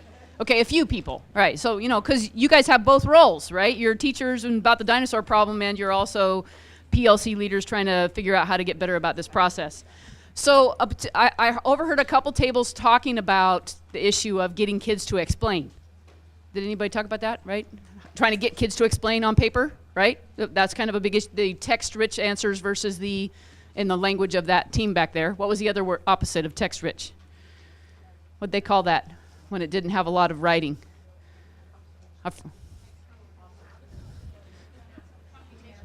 Was it computation-rich? It was something else rich. What'd they say, math-rich? Text-rich and math. That was the language of that team, right? So one thing I wanted to have you think about. Ooh, maybe, no, you probably can't. Well, I'll put it up here under the document camera. I don't know that you can read my chicken scratching. Oh, yeah.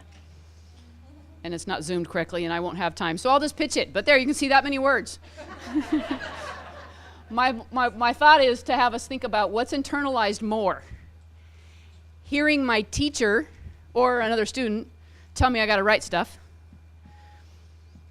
Analyzing somebody else's presentation for is it understandable, or just seeing a perfect explanation. So if my goal as a teacher is to try and get kids to explain in words as well as do some math, which of those so I was thinking about this for myself. So which is internalized more by children? Because I'm feeling the pain too, right? I keep going out and telling teachers, hey, you need to get your kids to explain. If I just tell a bunch of teachers they need to get kids to explain, how many people agree that's probably not the most rich way I could do that, right? So that's what I'm thinking. That thing that the group came up with, the group that we saw in the back, right? They were going to have the kids analyze, and I think they chose Joe's paper to start with, right? The one with the math-rich ways and just one sentence circled, but very well organized. And they were going to ask what makes this strong, what makes this understandable, and they were going to have the kids talk about that sort of stuff. And I thought, oh, wow, okay, that's really getting the kids to internalize it way more than me just saying, hey, don't forget to explain your work. Anyway, so that's something for us to think about. And I think it's interesting, too.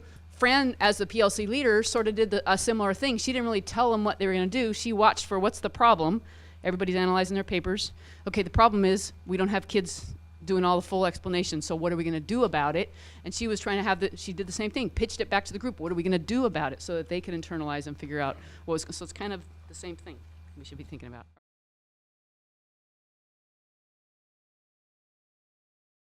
Oh, I'm going to pretend I'm somebody in the room. Guess who I am? How many of you are concerned about assessments? How many of you are just concerned about getting to where you're going to go to lunch? All right. Who am I? Deb. I love that, though. I love that. Okay, so this comes from the Sacramento Bee this morning. Okay? I strongly suggest you read this because this is the kind of thing I think that we really need to look at with our parents And I want you to understand that all assessments are being rewritten in this format. This talks about the GED, the high school equivalency exam. Okay, this is an old one, okay, where kids are given data and have to find the what? The median? Okay, that's an old one.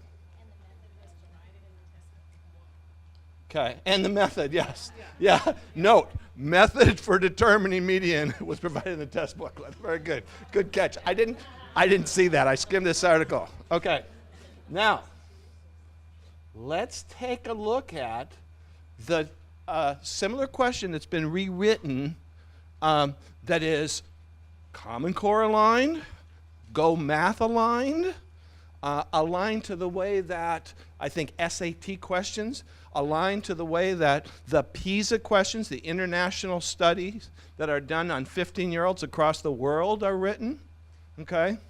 So take a look at that one.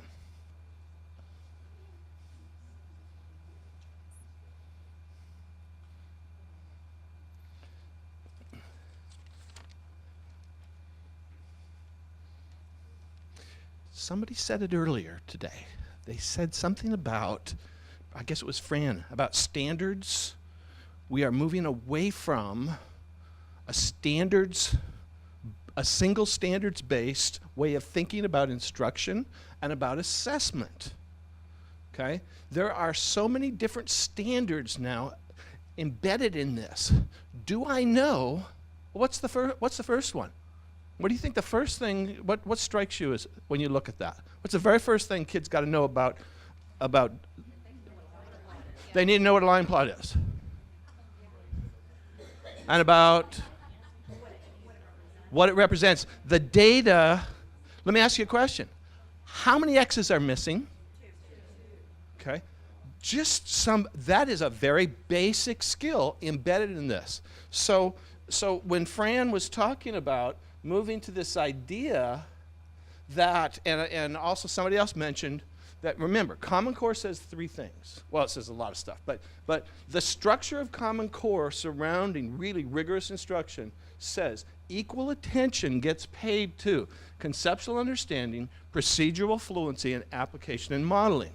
Now, just because, though, the assessment does not look like a bunch of procedural fluency questions does not necessarily mean that it's not assessed within that problem. Okay? We just got to learn to recognize it, and this is new for all of us. We went to a Dr. Callahan training, the secondary leaders, and he's one of the people that's on the assessment committee for the United States for Smarter Balance. And he said, we're looking at all kinds of questions, and we're looking at, do they represent this balance? They're looking at these criteria. So, and he also said, remember, full implementation, we don't expect, he said 2 things. We don't expect to really be in place till 2023, okay? Because that's when our first kindergartners will have gone through the system. And he also said, but he thinks, now this does not apply to us, he said, I think also it's probably going to take a generation of change in teachers. We're really not going to be able to implement this completely until we have a complete shift in a generation of teachers. Now, I'm not willing to, I don't know about you, I'm not willing to wait that long. Well, you know that guy. He's all right. So anyway.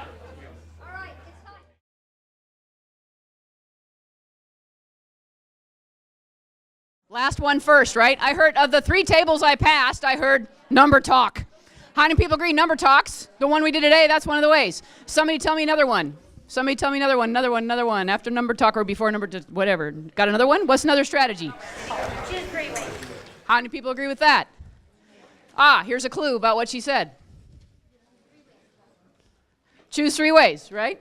What's another one? Another one.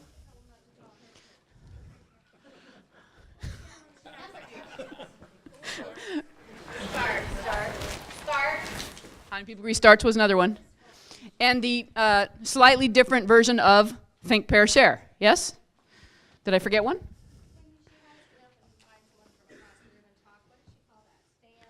Oh, remember we did that? How many people remember getting up and finding a partner across the room? Was it hand up? Stand up, hand up, pair up. I was going to say something else that was not appropriate.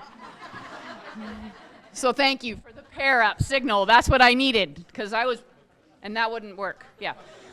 So basically, we have all these strategies. How many people have other strategies for getting kids talking other than those? All right, so one or two. So we got one or two other additional ways. We don't actually care which things you're doing, but we want you to be thinking about being deliberate in the choice. So we wanted to kind of practice that together, whole group a little bit before we have you doing something similar at your grade level. So the planning team and I tried to figure out, okay, so 4th grade, that's kind of in the middle-ish of us in the room as far as grade levels go. And this particular page, any guesses about what this, not that you can read it, it's got area model going. How many people see that there's some area model stuff going over there? It actually is about the problem that I wrote on the poster over here that you can't see. 34 times 57. You can't read all that.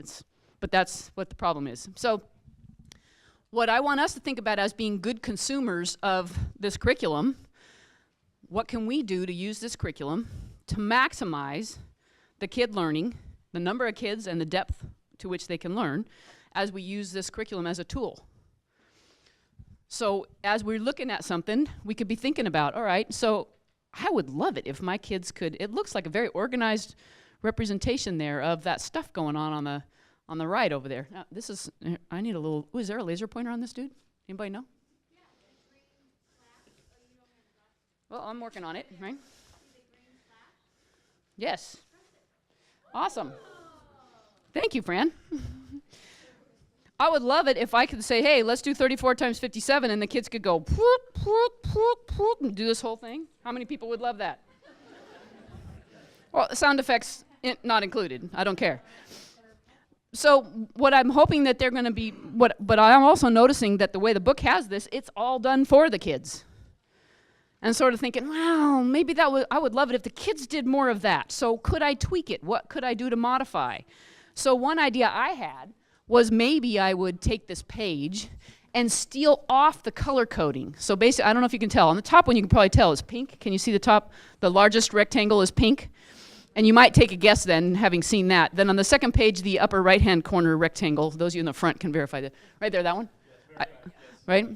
Is pink. And so you might have a guess about the arithmetic that's sitting beside each of those, right? I would steal the color coding off of there, and a task I could do to modify this might be, okay, so look at that, and you can see the arithmetic problem off to the right. I want you to color code the appropriate square that goes with that part of the partial products, the arithmetic. That might be a way I might modify what's going on in the book to get closer to maximizing so more kids are doing more thinking, more learning. How many people are sort of hearing what I'm saying as far as that's a possible modification I could do.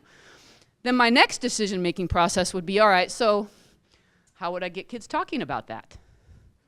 What sort of structure might I use of the structures we've been talking about or others to get kids talking about that decision? Should I do maybe a think, pair, share? Because this is not the first lesson on area model in the book. So think, pair, share. Could I have the whole table decide which one's the pink one, and then they could get agreement at the table and then hold up their whiteboard to show that how many people think, pair, share could be an appropriate, that could be what I could choose to do. As opposed to choose 3 ways, which is more for a richer problem, yeah?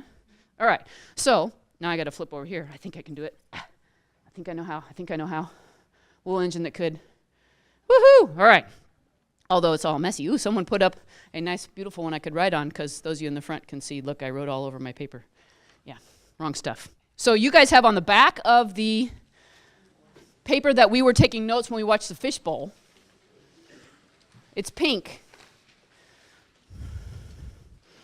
If you're like me, maybe you took notes from the Fishbowl. I just kept seeing all cool things in the Fishbowl. I kept taking notes on the back. But someone provided me with a clean sheet. So the modification I just described for this particular lesson, if I chose to do the unlock the problem is, I wouldn't necessarily show all the stuff. I might make a photocopy of that page, say to the kids, don't open your textbook yet. I'm going to take off the color coding. And so my modification would be remove the color coding and ask the kids, uh-oh, I can't do that. Where's the marker up here? Got a marker. Sorry. that's what I should have looked for, is I would remove the color coding and ask the kids to what should be colored for each particular, that would be my modification. Ask kids which rectangle should be colored for that part of the problem or that product. And then, so clearly I needed more room than was in that cell. And then I would decide, and then I would say, okay, I'm going to do think, pair, share on that, and then I can do a quick check because I could have tables hold up on whiteboards, what they agreed to, and that sort of thing, and that would be my thought process. How many people are sort of seeing where we're headed, trying to connect up the talk structures with what's in Go Math? All right. So what we thought we'd do before we have you dig into your books, which we will do, is kind of review a little bit and make sure, give you a chance to ask some questions perhaps about the talk structures that we've been doing. Ooh, that was the question I already asked. Good, we typed it. Right? Wasn't that the question? All right, so that's what we're trying to do while we use that pink sheet. How do we maximize opportunities? Okay, so not your typical think, pair, share. Does anyone have thoughts or questions or stuff that's been coming up? If you've been trying it, or we just want to kind of open it up here. When you're doing think, pair, share, how can we say it's not your typical think, pair, share? What was different about the way we were talking about it in here than sometimes, I know I've done think, pair, share differently. What's different about it? You think and you pair and you share, yeah? Well, it's more analyzing. Hold on. Wait for your audience. Here we go. It's more analyzing. You know, they're taking the problem apart, not just finding the information, not just finding the answer. So if we were using that, that's what they'd be doing on this particular task that I'm talking about. So when you do think, pair, share, sometimes when I've seen it done in classrooms and when I've done it, I just tell the kids, okay, think, pair, share. Is that how we suggested that you start it in order to get the analysis going? So if there's a table of 4 and a table of 4 and a table of 4 and a table of 4, they all have to have some whiteboards, if I recall. How many people remember why they have to have a whiteboard? Ooh, this is a good thing we're reviewing this, huh? Clearly, right? First task, individual kids are going to think, and they're all thinking on their whiteboards. Anybody remembering any of this? Is it on this thing? Whew, I got it right. But in the model when we were doing it, we all had individual, we saw kids on video, though, had individual whiteboards. How many people have a sneaking suspicion about what's coming next? I'm editing this for a second. There's only one whiteboard. I think I'm off. Oh, I'm off. There's only one whiteboard per group of 4. Do you remember why? Something has to occur by the end. Consensus. Do you remember that? So there's just... So before consensus can happen, after thinking individually happens, what must go in the middle? Yeah, so I'm thinking that's the share part. There's your share part. So this is a really structured version of think, pair, share, so that we can actually get that analytical part going that you were mentioning earlier.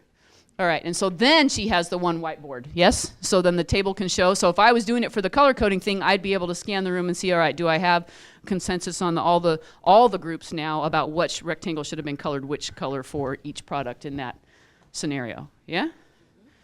Now does anybody have questions or thoughts about, how many people are happy that we're reviewing these a little bit? Okay, good, because then we're going to ask you to kind of go to your textbook, find a spot, and figure out which things are going to make sense to be able to try and which things. Okay. Was that enough wait time to think of questions? I thought not. That's why I'm pausing. If you think of a question later, it's okay to put your hand up. All right. So let's see. We got another one. Oh, goodness. There's lots more things about think, pair, share. Don't they have these papers? Yes. So look at that. You got one in front of you. They want to look at it. It's in your directions, in your packet from today.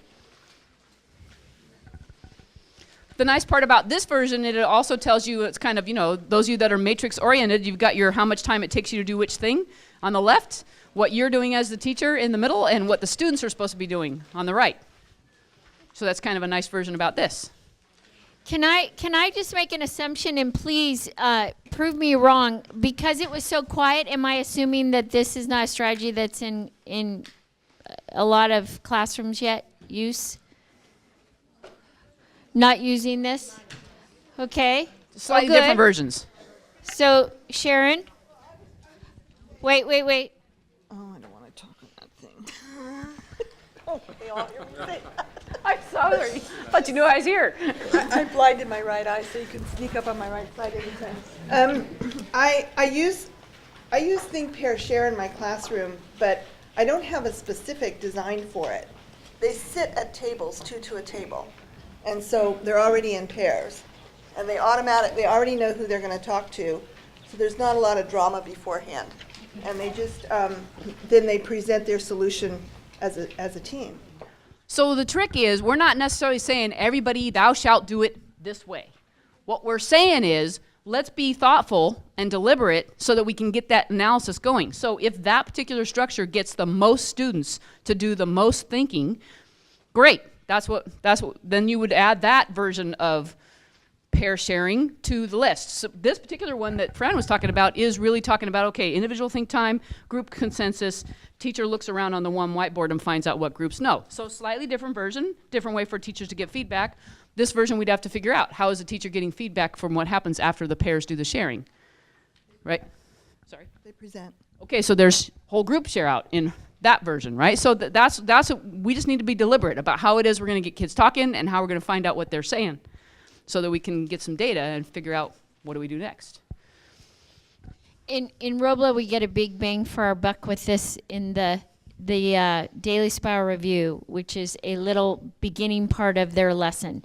So this is what they use at the beginning of their lessons, just to do a little review, a little talking. Anytime you can get kids talking, and this is just a structure to do. Instead of, I think I said when we first introduced it, instead of doing the 8 spiral review problems all by yourself, what point is that? I mean, there's no good point in that. But now you can take 1 or 2 of them and you have to debate it with your group and come up with one answer. So they're getting a lot, and kids are getting adjusted to this idea that they're talking through the entire lesson. All right, so there's that one. Someone mentioned this earlier, choose 3 ways. Does anybody remember a first step on how to get choose 3 ways? Well, let me try this differently. You guys have papers about this at your tables, yes? So I'll give you a minute to just kind of glance over, okay, what's up with choose 3 ways? Figure out what's the teacher behavior, what are the expected learning outcomes? Think about what times we would use that one versus what we just talked about on Think, Pair, Share. So maybe you need 2 minutes to do all that stuff I just said. Kind of reviewing. Yeah. Thoughts about, so who's choosing the 3 ways here? How many people agree? Part of the task is trying to challenge the kids to come up with more than one way to do it. Somewhere on there, doesn't it say the teachers are choosing ways too?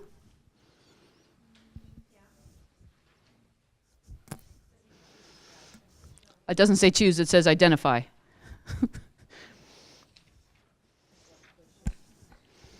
Identify 2 to 3 students to share strategies with class. So in my head, choose 3 ways helps me more than multiple methods as a teacher, only in the name.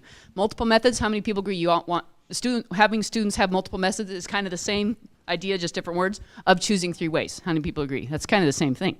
The only difference to me is when I heard Fran talking about choose 3 ways, I was thinking the other thing that we talked about on that day was that whole, I need to be purposeful as my students are working on their choose 3 ways. I'm going around the room and I'm thinking about which kid do I want to have share when I come out of groups. I'm choosing 2 or 3 kids to figure out which order do I want the kids to share in. It's not just who wants to share. I'm being purposeful in my choice of, okay, this strategy, more people did, I'll have them do this. I'm going to have the strategy that I was trying to go at last so I can launch into my lesson.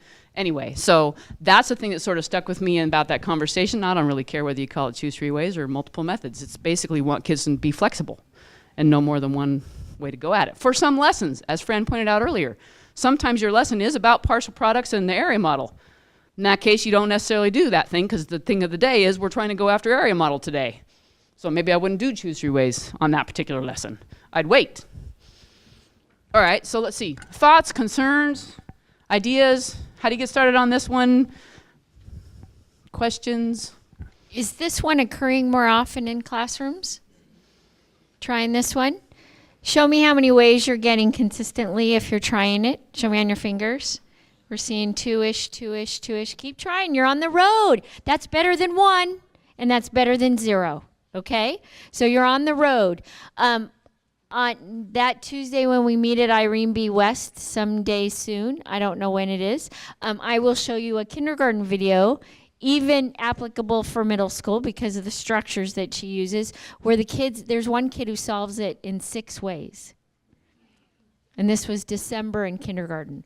So the more they do it, the more they glean from what they see, and they try it out. And you hear kids say, I saw this, I'm going to do it this way. So they learn from one another. It seems like the whole number talks thing we saw this morning could assist with that too, right? Even though I might have been a kid that only had one way to begin with, the sharing and I hear, as Fran just said, then I could glean additional ways. So I know one of the things that I wrestle with if I'm worried about this, and I tell my kids we're going to do this problem, okay, you're going to have the individual think time. What if a kid doesn't even know how to start the problem? Oh gosh, then what are we going to do? There's a How many strategy people think that's for why that. we decided to talk about starts last time, right? So I could find 2 or 3 kids that are starting the problem, and I could just pause the kids after 2 minutes of individual think time, figure out which 2 or 3 kids are going to share. Here's how I started. Here's how I started. Don't tell your answer. Just here's how'd you start the problem. Okay, go back to your seats. Now everybody continue and get started, right? So that's one of the fears I had as a teacher. What if they don't know how to start? So we have a strategy for that. Another fear is, what if they don't have another way? Earlier, a friend said a way you could do this. You could lie. Well, I saw at recess, right? There was this kid that had this way. What do you guys think? Talk to your partner about whether it works or not, right? So you could lie and make up so that you got to grow their ability to start looking for other ways. It wasn't a horrible lie. All right, so so those are things that, those would be first things that I would think about when I'm trying to use this in the classroom. And maybe you guys have had some things that you dealt with that you could share. Yes, Sharon, I'm coming on your left side. Okay, thank you. I had a student who actually did come up with a very original way of doing a problem last week, and the first thing I did was tell all my other classes about it, and the next thing that happened was they all wanted to come up with new solutions so that I would tell everybody else about them. So it really helps to say you got it on the playground and say who you got it from. Yeah. In my case, it was just one of the kids in one of my classes. Very original idea. Very cool. So then it would be cool to do math on the playground. It would be awesome. Another one, Dawn. I actually made a spreadsheet and to see which way the kids were trying and which way they were being successful at and which way they weren't. And then from that, I can see, for example, the majority of my class knows area model, and they're very comfortable with it, and they're very good with it, whereas very few of them are comfortable with regrouping or even try it. Oh, yeah. Interesting. Sure. Oh.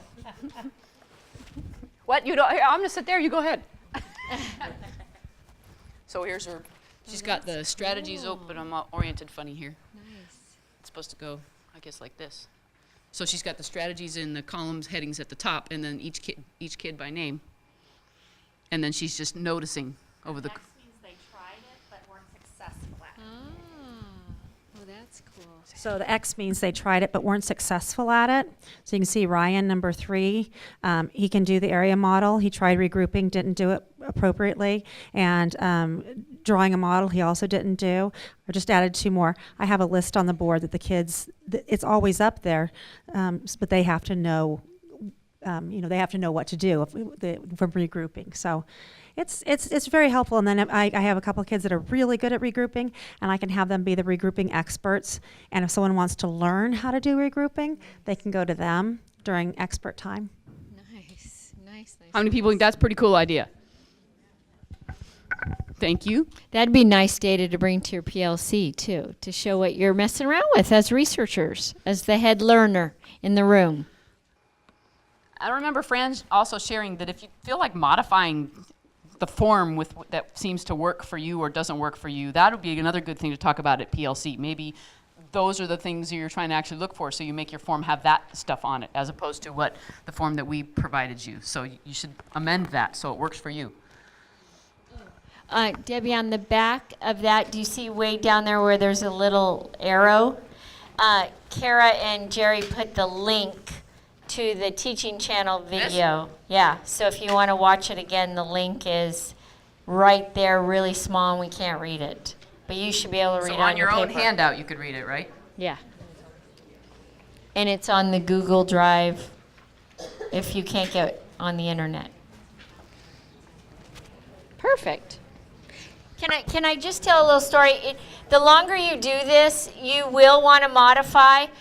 Roble teachers don't use that form anymore, the choose 3 ways, because we got this glaring example, and I don't know if I said this before, of first graders trying to solve a problem, and in the oval, they drew pictures of ovals to solve the problem. In the triangle, they drew pictures of triangles to solve the problem. And they said, no, this is not the point. So now their kids just get scratch paper. Yeah. So the form is nothing special at all. Sometimes the form gets in the way. Well, they put too much meaning into that. Right.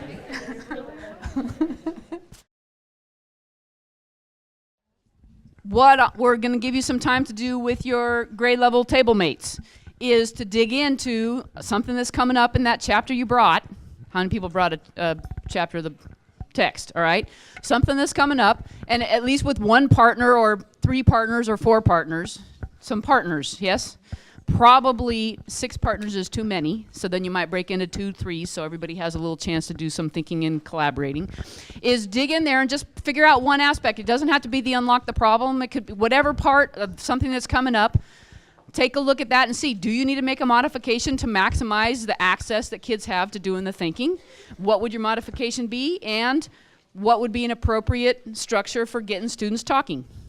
And identify that. And that's what we had, that this pink paper, so that you can capture your thoughts about that. So we're going to give you until 2:30, yes, that didn't change, to be with your grade level partners. And I'm going to use Fran's idea of roll 'em, because we're going to have to do some, right? That was your word that I'm not going to say again until after I give you these directions. How many people notice it's a little crowded in here? Yeah, so what we're going to do so that you can have some more time is we're going to have the grades 6, 7, and 8 teachers go to the room right behind that wall. And we can go over in there and sit at grade level. And I know grade 6, this is you guys, right? Y'all have this, so you guys can take 2 or 3 tables if you want to over there, all right, in that room over there. So grades 6, 7, 8 are going to go over there, and K through 5 can then sprinkle out a little bit more, because you have some pretty crowded tables too, so that you can get it a little bit easier. The noise level won't be so bad. Are there any other directions, any other staff members that I just forgot? Yes, it looks like there are. Can you click to the next? Yes, okay. Look at the bullets, because we got a little nervous about 2:30. That made us nervous. We don't know that that's right necessarily. Okay. So there are the chapters that they're suggesting that you take a look at. And then thank you, Debbie, and then go to the bullets. So find the lessons where the strategies you've learned can be applied.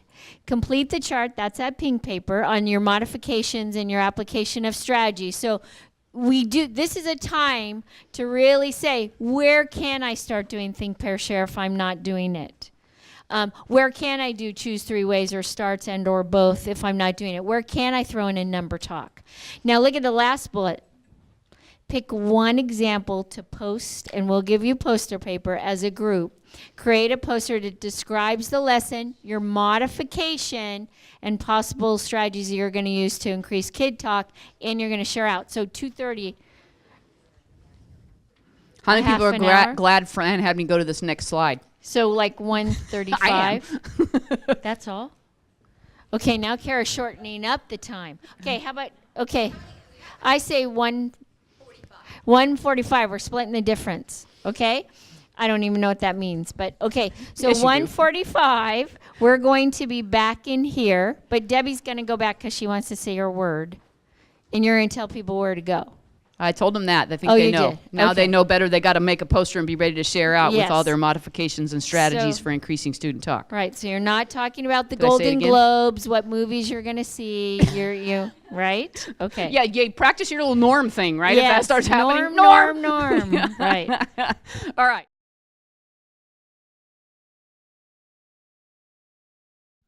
Before we get started, we thought we'd have just a little levity. So we need to practice, okay? So here we go. So let me show you. We're going to give you this other, oh, bananas, I lost it. Here I thought I was all good. Oh, no, there it is. Okay, so we're going to give you this other PowerPoint. Okay, you ready? Here we go. Norm! Okay? So when a norm gets broken, that's all you have to do is you have to do the norm greeting, right? So if someone goes on their phone, the other 4 people yell, Norm, right? And then they feel good because it's where everyone knows their name, right? So Kara's going to put this on the Google Drive if you want to have a little fun with norms. I think sometimes humor can get across the idea better than, this again kind of thing. That usually doesn't work, and actually that makes those norm violators gear up even more so. So, and I do have to say, we were talking at lunch, I have a very sordid past, and part of my past was working with collaboration groups before they were called PLC groups in SATE. If you ever worked at a SATE school, you were told you had to collaborate. So think of the audience we had. Maybe similar to maybe your group. And what happened was at the beginning, holy smokes, we were just tough as nails. We made everyone collaborate in the multi-purpose room so we could check on behavior, and that made people angrier. But otherwise, what was happening is people were hanging out at the Xerox machine, and that wasn't collaboration. So we had to sort of get our norms in place. But then what happened was they started to see the value of being on a grade level group that wasn't doing kind of minutia, but was really dealing with the problems of learning and the pitfalls of learning in their classrooms. And we did have some people leave our SATE schools because of thinking they had too much work to do. And every person that left came back and said, no one wants to talk to me about my kid work at my new school. I have to do it all alone. So what happened was they didn't realize what they had till they left it. So that's what will happen with your PLCs, is they'll become very valuable, and hopefully no one will leave them, but it'll attract more people. By the way, in those SATE schools, you know what they used to call me? Satan, yeah. And I used to say, really, Fran is really good. If you could just call me Fran, I'm good with that. But they were getting their point across, yeah. Okay, so now it's time to share. And we really want to make this sharing kind of quick yet to the point. We want to hear about just a real quick description of what your lesson is, and then what the modification is with a little bit of why. Okay? We really don't want you going any more than 3 minutes. Okay? And it can be more than one of you, but we want to hear what kind of modifications you're all going to try. Okay? I would like to impose order in that I'd rather go middle school down or K up. I concur with Okay? order. Okay, so Either. Can you pick the order? Sure. Okay. K up. 8 up. 8 down. No, we're not going 8 up. K. Oh, you said K. Okay, there's no one higher here than 8, so we can't go up. Okay, so kindergarten. Where are the kindergarten teachers? So what we're going to do, we are going to pass the microphone so we can, I know you all have recess voices, but we have to be able to hear you on the video, okay? So, yes, and the big thing is you need to check your audience, and can I have someone back there time? Joe, you'll time, won't you? What's your signal, Joe, when they're getting like 15 seconds? No, not that, Steve, no. Now we all want to know what Stephen did. Okay. All right. I think he's Hi. I'm Heather. I'm representing K today. Welcome. All right. So we all brought Chapter 6 in Go Math, which is subtraction. Subtraction numbers to 5, right? So the lesson number was 6-4, model and draw subtraction problems. So the object of the lesson is students use objects and drawings to solve subtraction word problems. So we kind of did our little T-chart and modifications that we used. We don't use the cubes on the workbook page. We use a pencil to cross out or draw a picture. The Go Math book actually has a picture of a cube train. For example, 4 takeaway 1. There's 4 cubes, and they ask that you take the cubes to model the 4 takeaway 1 next to the picture, and each subsequent problem has different colored cubes. So we were talking about it being a logistical nightmare with 5-year-olds to be switching colors every problem and then drawing it and then modeling it, and the cubes that we get from Go Math fall apart. They don't stick together, so none of us use those cubes anyway. So we have to use our own Unifix cubes. So we just say, scrap the whole model cube thing, because we do that whole class before we do it small group on the workbook page. We do the modeling, we do whatever the magnetic cube trains on the board, and then we go and we use the pictures in the book, and they cross out 4 cubes, cross out 1, write your equation. And then somebody else in the group shared that instead of cubes, they used goldfish. So they would place a goldfish on each picture of a cube, and they would take away 1, and they would eat a goldfish. And how many did they have left? So, and then our strategies, we could use choose 3 ways to solve subtraction problems. So showing it on a number line, showing it with pictures or with a cube train, or in a 10 frame. That's it. Yes. Oh. I'm a high school friend. Yes. Intermediate, cube train, anyone? I know what a cube train is. Okay. Thank you, kindergarten. All right. Is there another kindergarten group? We had one kindergarten group only? Okay, first grade. Okay, first grade's here somewhere. I know they are. They're Rochambeauing right now.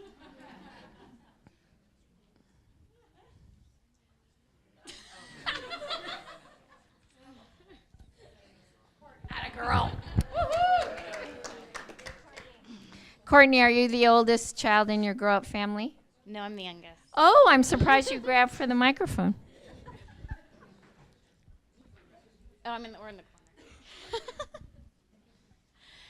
Okay, Courtney, check your audience. She's way over there, so you have to find her. It's going to be hard to get 70 pairs of eyes on you, but that's the expectation. So we had chapter 8, and we chose lesson 8.4, which is use a 100 chart to add. And the problem that we had was 31 plus 20 plus 40, and the lesson is teaching kids how to jump down the hundreds chart in order to find the answer. So they have to decide which number they're starting with, what's a 10, and move down. So our modification was that we would not have the paper in front of them at the time, and we'd actually give them just a blank hundreds chart, and they would have to find where they would start. Would they start at 31? Would they start at 20? Would they start at 40? And then we chose, well, we actually went back and forth between which strategy. Some of us said choose 3 ways. Others said think, pair, share. So we ended up Sounds with... like a research question to me.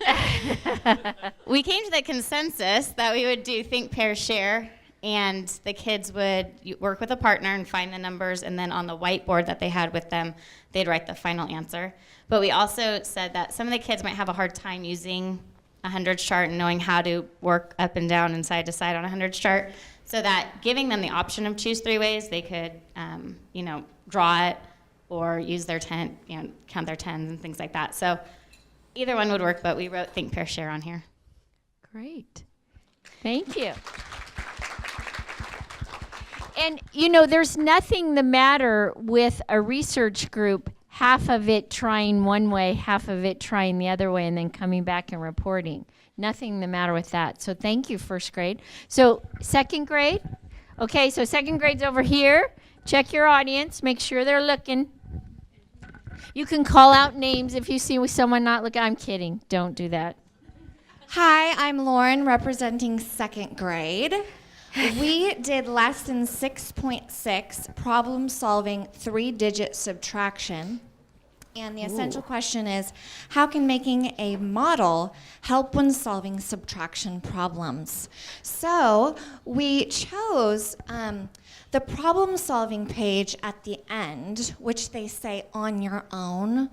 We find that's not necessarily easy for all of the children to do on your own. So we chose one problem to review, and it is, there were some grapes in a bowl. Clancy's friends ate 24 of the grapes. Then there were 38 grapes in the bowl. How many grapes were in the bowl before? Whoa. So we talked also about One modification that isn't up here I just wanted to share really quickly is oftentimes we'll start with that last page with the word problems because they are so important for the students.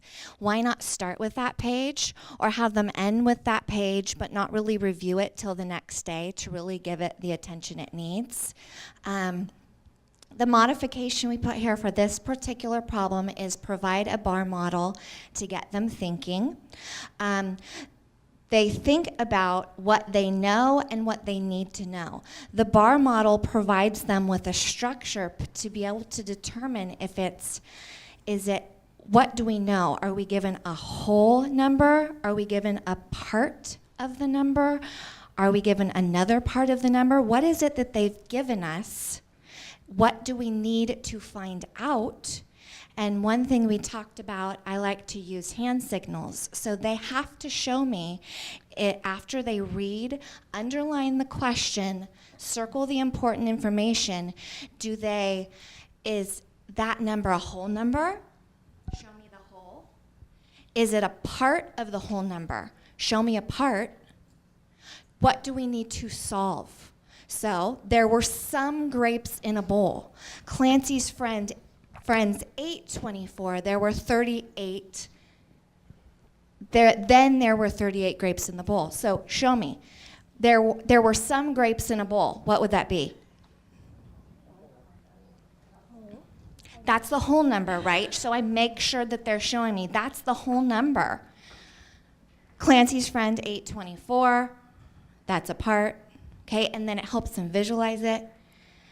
Then there were 38. That's the other part. So what are we looking for? Okay, so they write their bar model, right? And then they have to fill in the whole number and the parts.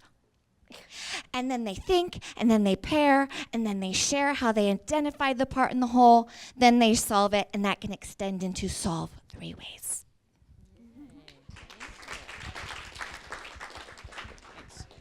In fact, hiding at the back of the Common Core document are these problem types called CGI problem types, cognitive guided instruction, which started in the 70s in Wisconsin. It was a bunch of thinkers, researchers, professors saying, we want to find out how kids make meaning of different situations. This is a very difficult problem type because it's called this is a separate start unknown problem. So the start is unknown. You don't know what you're starting with, and you're separating somehow. And kids will solve it in a variety of ways. They all don't subtract, don't think that they will, and they all don't add. So they solve it in a variety of ways, which is really kind of cool. Thank you, 2nd grade. All right, where's 3rd? We know you're in here. We can read your labels. Oh, you're right here. Okay, where's your poster? And okay. Thank you.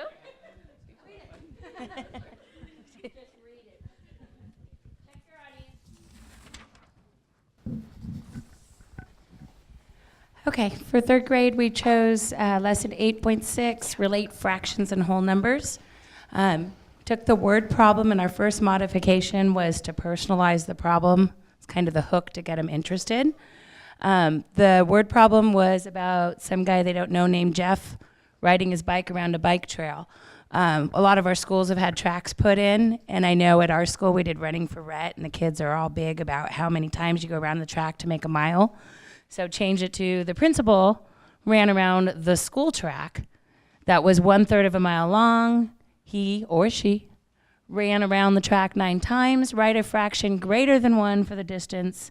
How many miles did the principal ride? I was kind of relating with Courtney on is it choose 3 ways or is it think, pair, share? Well, then we decided that think, pair, share can be incorporated in with choose 3 ways, where choose 3 ways, think about it on your own first, then work within your group, and that's where it becomes a think, pair, share. And then another modification would be to give them fraction strips to work with, to put them together, or design their own. And then another, modification or a clue to give them if they're stuck is go back and look at the other lessons in this chapter. what are the ways we've learned to solve these kind of problems? Because we were tempted to put up here, well, they could make a number line, they could do this, they could do that, but that's teacher directed.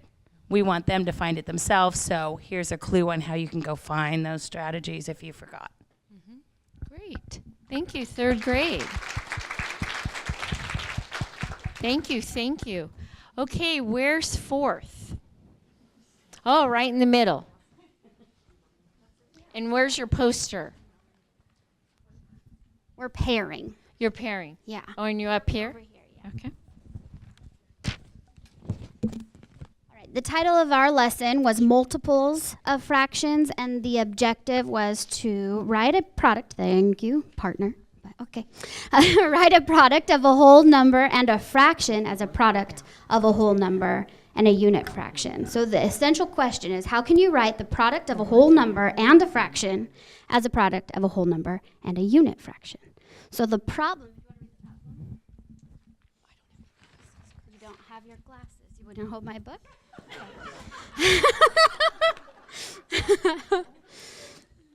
Jen is making 4 pans of baked ziti. For each pan, she needs 2/3 cup of cheese. Her measuring cup is 1/3 cup of cheese. How many scoops does she need for 4 pans of baked ziti? So, what did we decide to do instead? We were going, in the book, a lot of times it gives you the diagrams. So for us, we decided we would remove that piece, give them the question, project the problem on the board, or some of us wanted to actually print it up.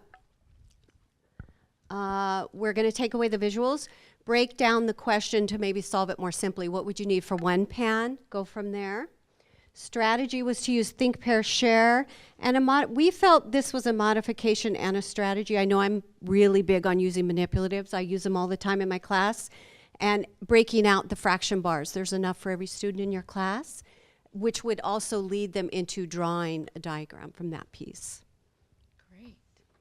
Thank you. Thing to add. Using the manipulatives too, since they have fraction bars, there's fraction circles, there's the pattern blocks that you can use as a fraction, there's the 2-color counters they can show as a fraction. That's a skill too. Which manipulative should you use for this type of problem?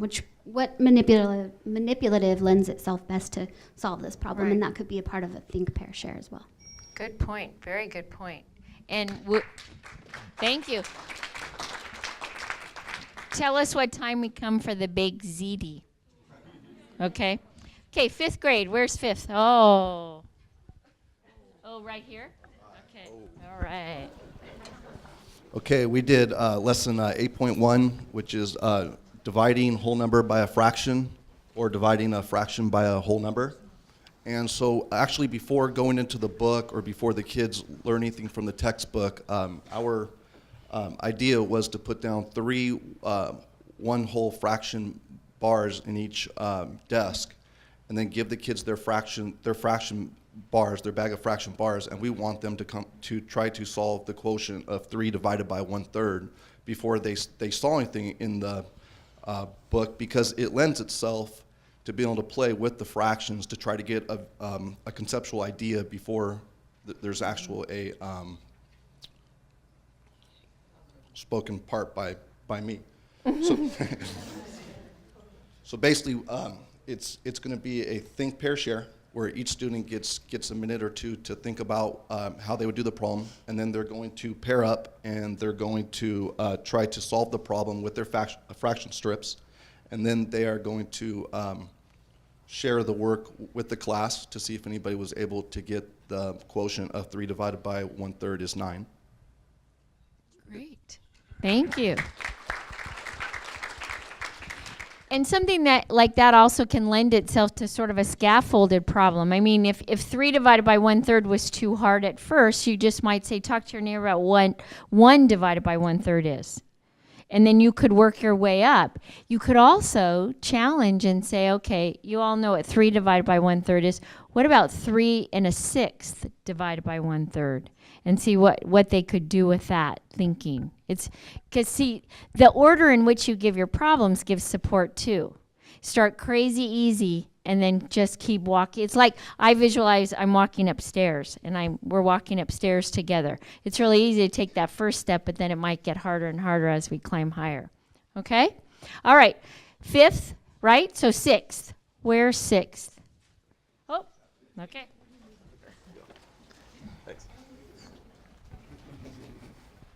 All right, we're modeling and solving equations. So unlike kindergarten, we don't have a little love train that they can play with. Instead, we're going to use algebra tiles.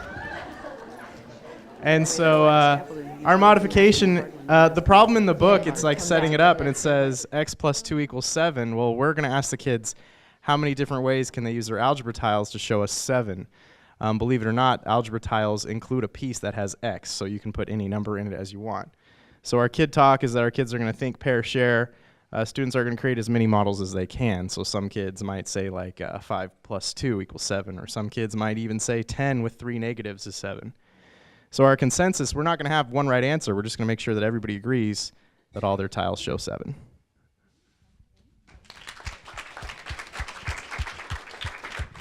I'm sure kindergarten will let you borrow their little train things.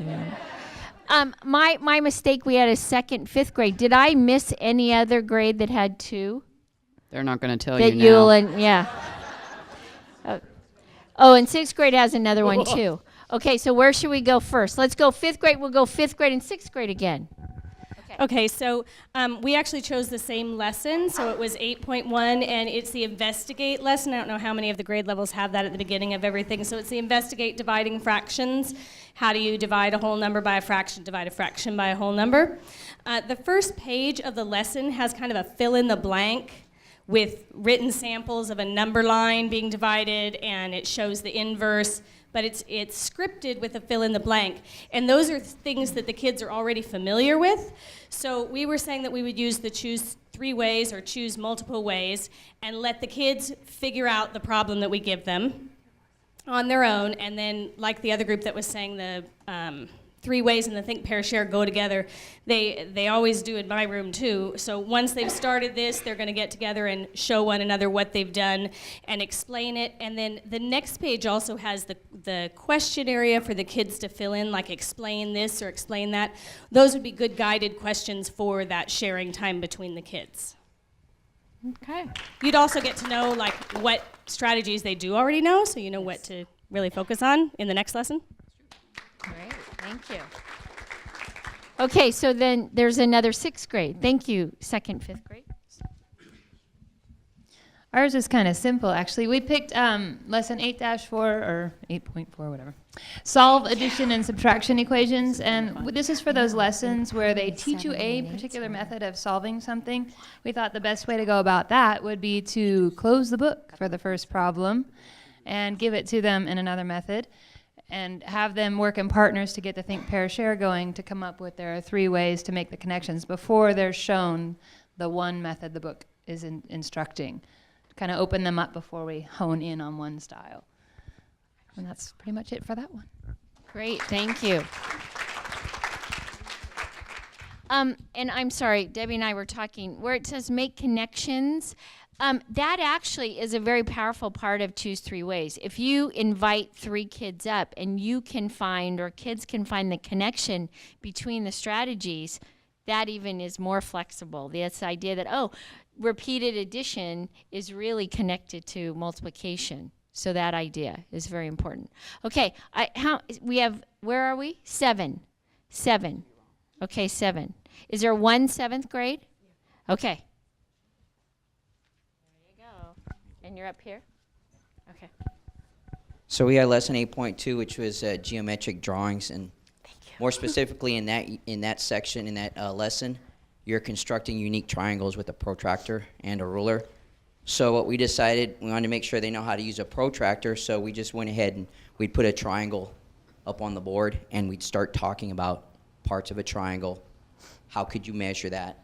Okay, how could you measure the parts of a triangle? And they could think, pair, share, and maybe come up with some ideas about how to measure the parts of a triangle. Hopefully they would get to measuring the sides and then get into measuring the angles at some point.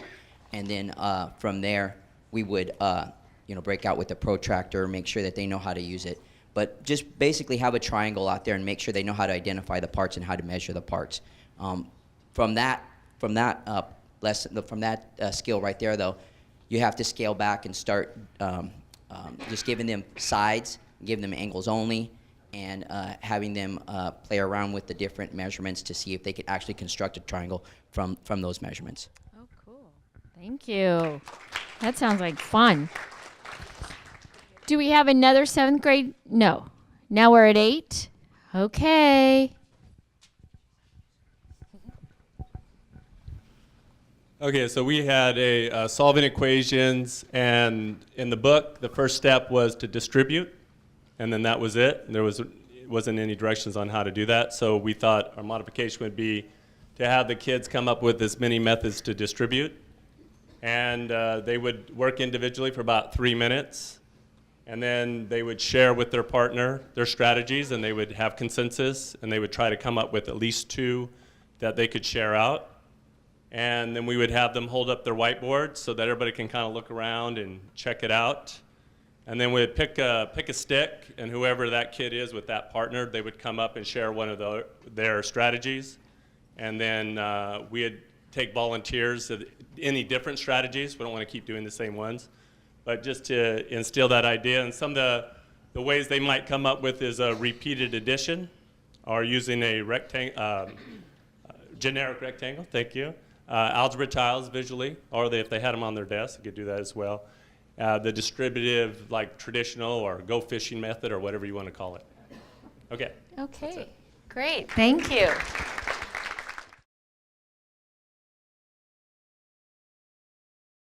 So remember, just before break, I talked about one of the Common Core tenets is rigor, and how there's 3 pillars to it. Well, what I was thinking about as I saw this going on, this is an amazing, what you just saw here in this room is an amazing visual of what the Common Core means when they're talking about coherence. Okay? So do I need to remind you of the definition of coherence under Common Core? Okay? So in Common Core, coherence, it's how they wrote the standards. They said, they took a look at the standards and they said, instead of doing division with algorithms like we used to do, 8 divided by 4 using the standard algorithm at, 3rd grade, and then just doing the standard algorithm division with harder numbers at 4th grade, and the standard algorithm with harder numbers. Deb's putting the example up there, okay? This is how we used to treat division. That is not a coherent approach to math instruction. In math instruction, they were written with coherence, where it says, when we introduce division, we're going to introduce division possibly at some point as repeated subtraction, something that I never had when I was a student. Or we're going to use it as groups, or we're going to use bar models, okay? So that they don't see the algorithm until later on in the grade level. But to do that, we have to trust each other at the grade level because they build. Okay, so I guess here's the question I want to pitch to you. With the idea that coherence is how the standards build across grade levels, not within a grade level. That's called focus. So across grade levels. I see a lot of coherence, a lot of things that are building, concepts and ideas and strategies that are building throughout here. So I guess what I would like you to do is take a second at your table and with your partner, your elbow partner, talk about what are some of the things, the strategies, the ideas that you see that I see them built. I saw them in kindergarten, I saw them in 1st grade, and maybe I even saw them in 8th grade. Does that make sense? So take a second and see if you can figure out what are some of the things that you heard over and over again. All right, if I could pull you back, I heard a couple really, really good conversations. So I asked this table to share, and I'll maybe check in with some others. What are some of the things you saw that where you saw coherence across grade levels? We saw that the part-whole model that second grade mentioned, we said first grade uses that all the time, and then we noticed as far as the 7th and 8th grade that to use the algebra tiles, it would help them with that as well. So it goes all the way up from first kinder all the way up. Okay. How many groups noticed that the part-whole model was pretty evident? In fact, I even, what's that, 6th grade over there? Okay. That's like a prerequisite to the use of the bar model, isn't it? Understanding part-whole. What else? What else did you see that was coherence across grade levels? Here, I got it, Mark. It looks like within chapters 6 and 8, almost all grade levels are dealing with subtraction around the same time. Interesting, huh? Interesting observation.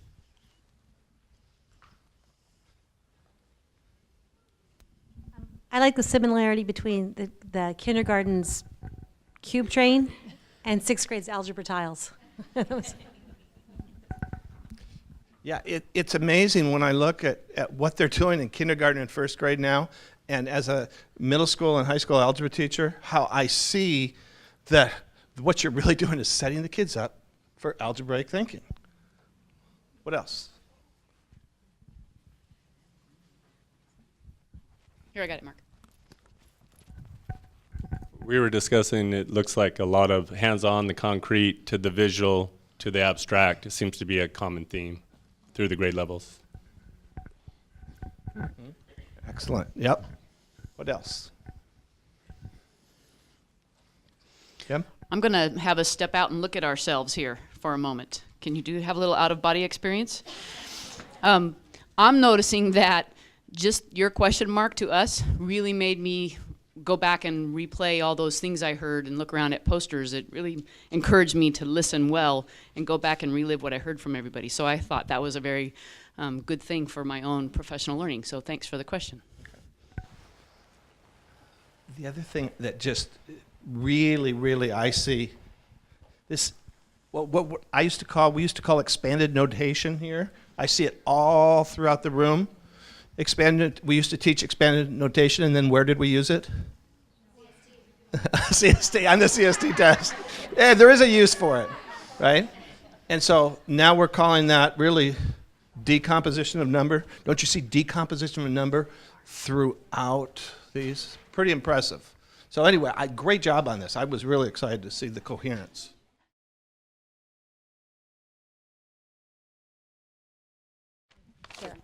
Okay, one of the things we wanted to point out at this point, after looking at all of the posters that you created yourselves, is that your grade level team could do the same thing, but within the context of a K6, or in your case, you have just 7, 8, but you could do a coherence staff meeting where you really take a domain, or you take something and you build it from kinder all the way to 6th grade and show the scope and sequence of the learning that takes place. And the reason why we feel that's really important to start thinking about along those lines is that I want you to picture, and I pulled it out and Mark wanted me to bring it today and then I didn't bring it, is think about Jenga. Think about the game, but think about each one of those pegs that are pulled out is a skill that is not mastered at the grade level that you are teaching. And so every time a student leaves your classroom and they don't have mastery of a skill, it's like one of those pegs being pulled out and it's put back on top, and it doesn't fall after the first 2 or 3. So kindergarten might be students are passed on, they don't have mastery. 1st grade, another one's pulled out, it still stands. 3rd grade, they're fine. One's pulled out, it's put on top, still fine. 4th grade, you kind of get a little hesitant there and you go, whoa, it's starting to get a little wobbly, but you get it back on top. And then our 7th and 8th grade teachers can tell you that if we have this repetitive skills being pulled out and not to mastery, that when they get to 7th and 8th grade, and that last one of in 6th grade of that one thing that they just don't quite get, then they get to 7th and 8th grade, and what happens to our pile? The tower crumbles, and kids crash and burn because they don't have the prerequisite skills to be successful when they get to 7th and 8th grade math. And the research supports that we have kids that are making it through the system that are getting passing grades, but they truly don't have the skills. And so what we want to encourage you is, as a staff, as you're looking at coherence, is that you think about those common times when you can come together as PLC leaders, K-6 at elementary schools, and you can develop a staff meeting where you go through and you do a trace. And we have one that we developed on fractions, Steve Kolb and I developed, that we would be more than happy to let you use. But it's really one of those things where it's the aha moment for the 4th through 6th grade teacher who's never taught a primary grade, and all of a sudden they go, oh my gosh. And they start seeing these skill gaps, and we have a lot of gaps right now with Go Math because it's a new program. But even if we were to not look at a curriculum that's adopted or not adopted, when you have kids that have prerequisites that they're lacking and you've never taught primary or you've never taught intermediate because you're a primary teacher and you don't understand the importance of mastery to the point of really getting something, when you do that kind of a trace and you see things K6 or backwards map from 6 down to kinder, it really opens the eyes of your colleagues. And so I would encourage you to, at least once this spring, is think about one that you could develop as a team with all the PLC leaders at your site and do a staff meeting where you do a trace. And you let the teachers at your grade level do exactly the same thing with a domain, and then you just build it either and share it out forward or backwards. And it's very enlightening for all of our colleagues. What a day. I mean, I don't know about you, but I'm exhausted. We have 2 more things to do. And the next piece is I would like you to take out your yellow piece of paper that really looks at the shifts in teacher learning and in professional development. And here's what we're going to do, and it will be a quick whip around. But if I can have your attention before you break into your table talk, is what I would like you to do is take about 30 seconds to a minute, look at your evidence that you cited about shifts that you observed today, and whip around your table and every person share one shift that you noticed that was kind of that aha for you, and then either appoint or delegate or volunteer one person, just share out one of those ideas to the whole group. Actually, what I talked about, and I think everybody said it in a different way, actually came from a comment over here at the middle school table about how number sense isn't taught, it's just grown. So one thing I talked about was that I really look forward to doing more just number talk, like the video we watched, just so kids can see different relationships, which goes back to the decomposition issue too.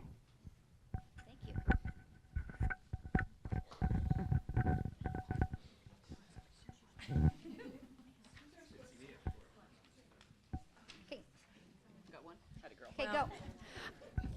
I have one, but it kind of, in a shift in the work of the teachers, the first thing I put was from isolation to a focus in learning is I took it as my job as a teacher in the classroom, not my job as a teacher with my other peer teachers. And so what I said is that it's getting the kids more involved in the learning and the kids talking and talking about their thinking and getting more dialogue happening in the classroom and a chance for all students to be able to contribute in one way or another.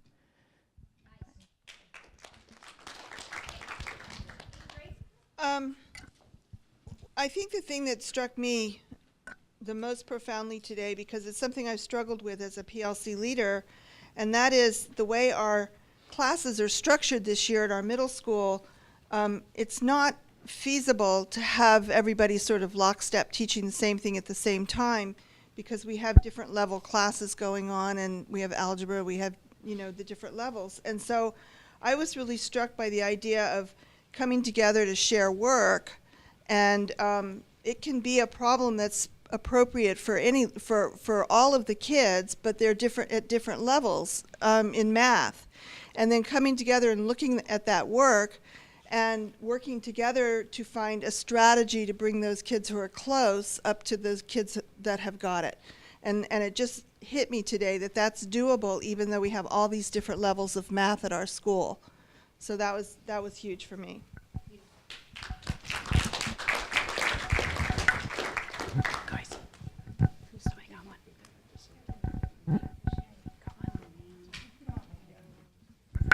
That was relenting to share. Okay. That's what that was. Oh, all right.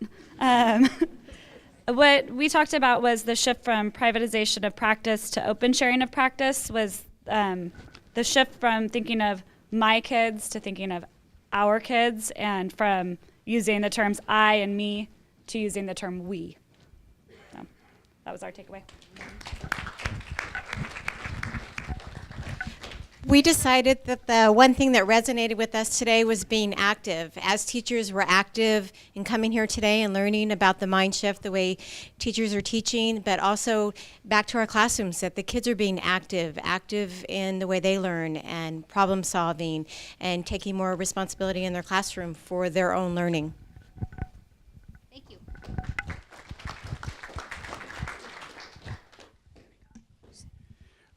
The shift in various ways was communicated, I think, around this idea that PLCs are about carving out the time to be together with purpose. And that purpose, rather than being defined for you, is something that you discover and comes out of what you see happening with the students.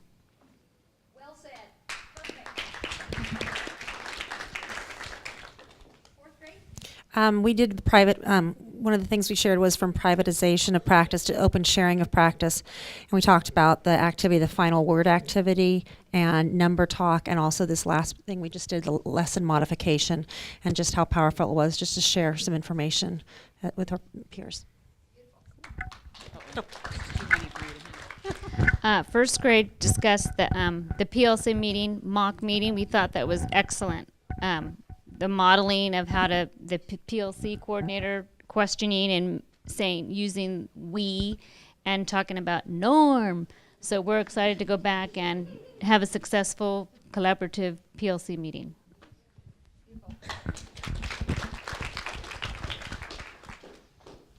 We appreciated being able to see the highly effective PLC model and how to go about them. And then we also all mentioned about the increased kid talk and ways to improve it, and being able to look through lessons and know where to incorporate that and all the different strategies.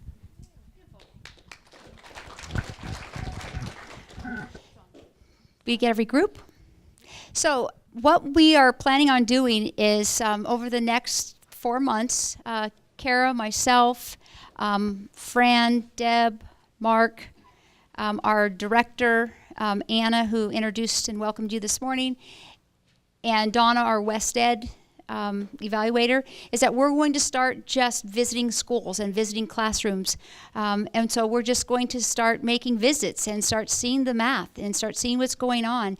And we're not there to evaluate. We are there to look at our job implementation. And so we're going to just start getting out in the schools. We've had a lot of work to do to launch Math Generation, to be able to really pull things together and organize, and to be able to accomplish a great deal in a short period of time.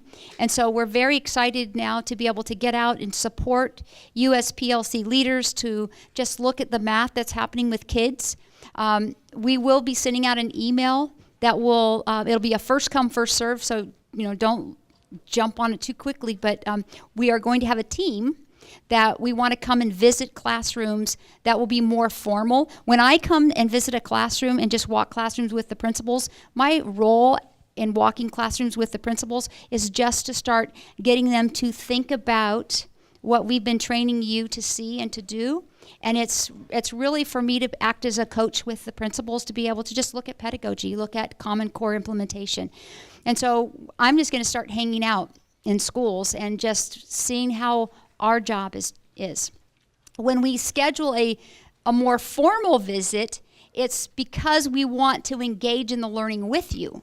And so have any of you in this room, did we already pay a visit to your site and we've been to your classrooms? Okay, so there's a number of people we've already visited.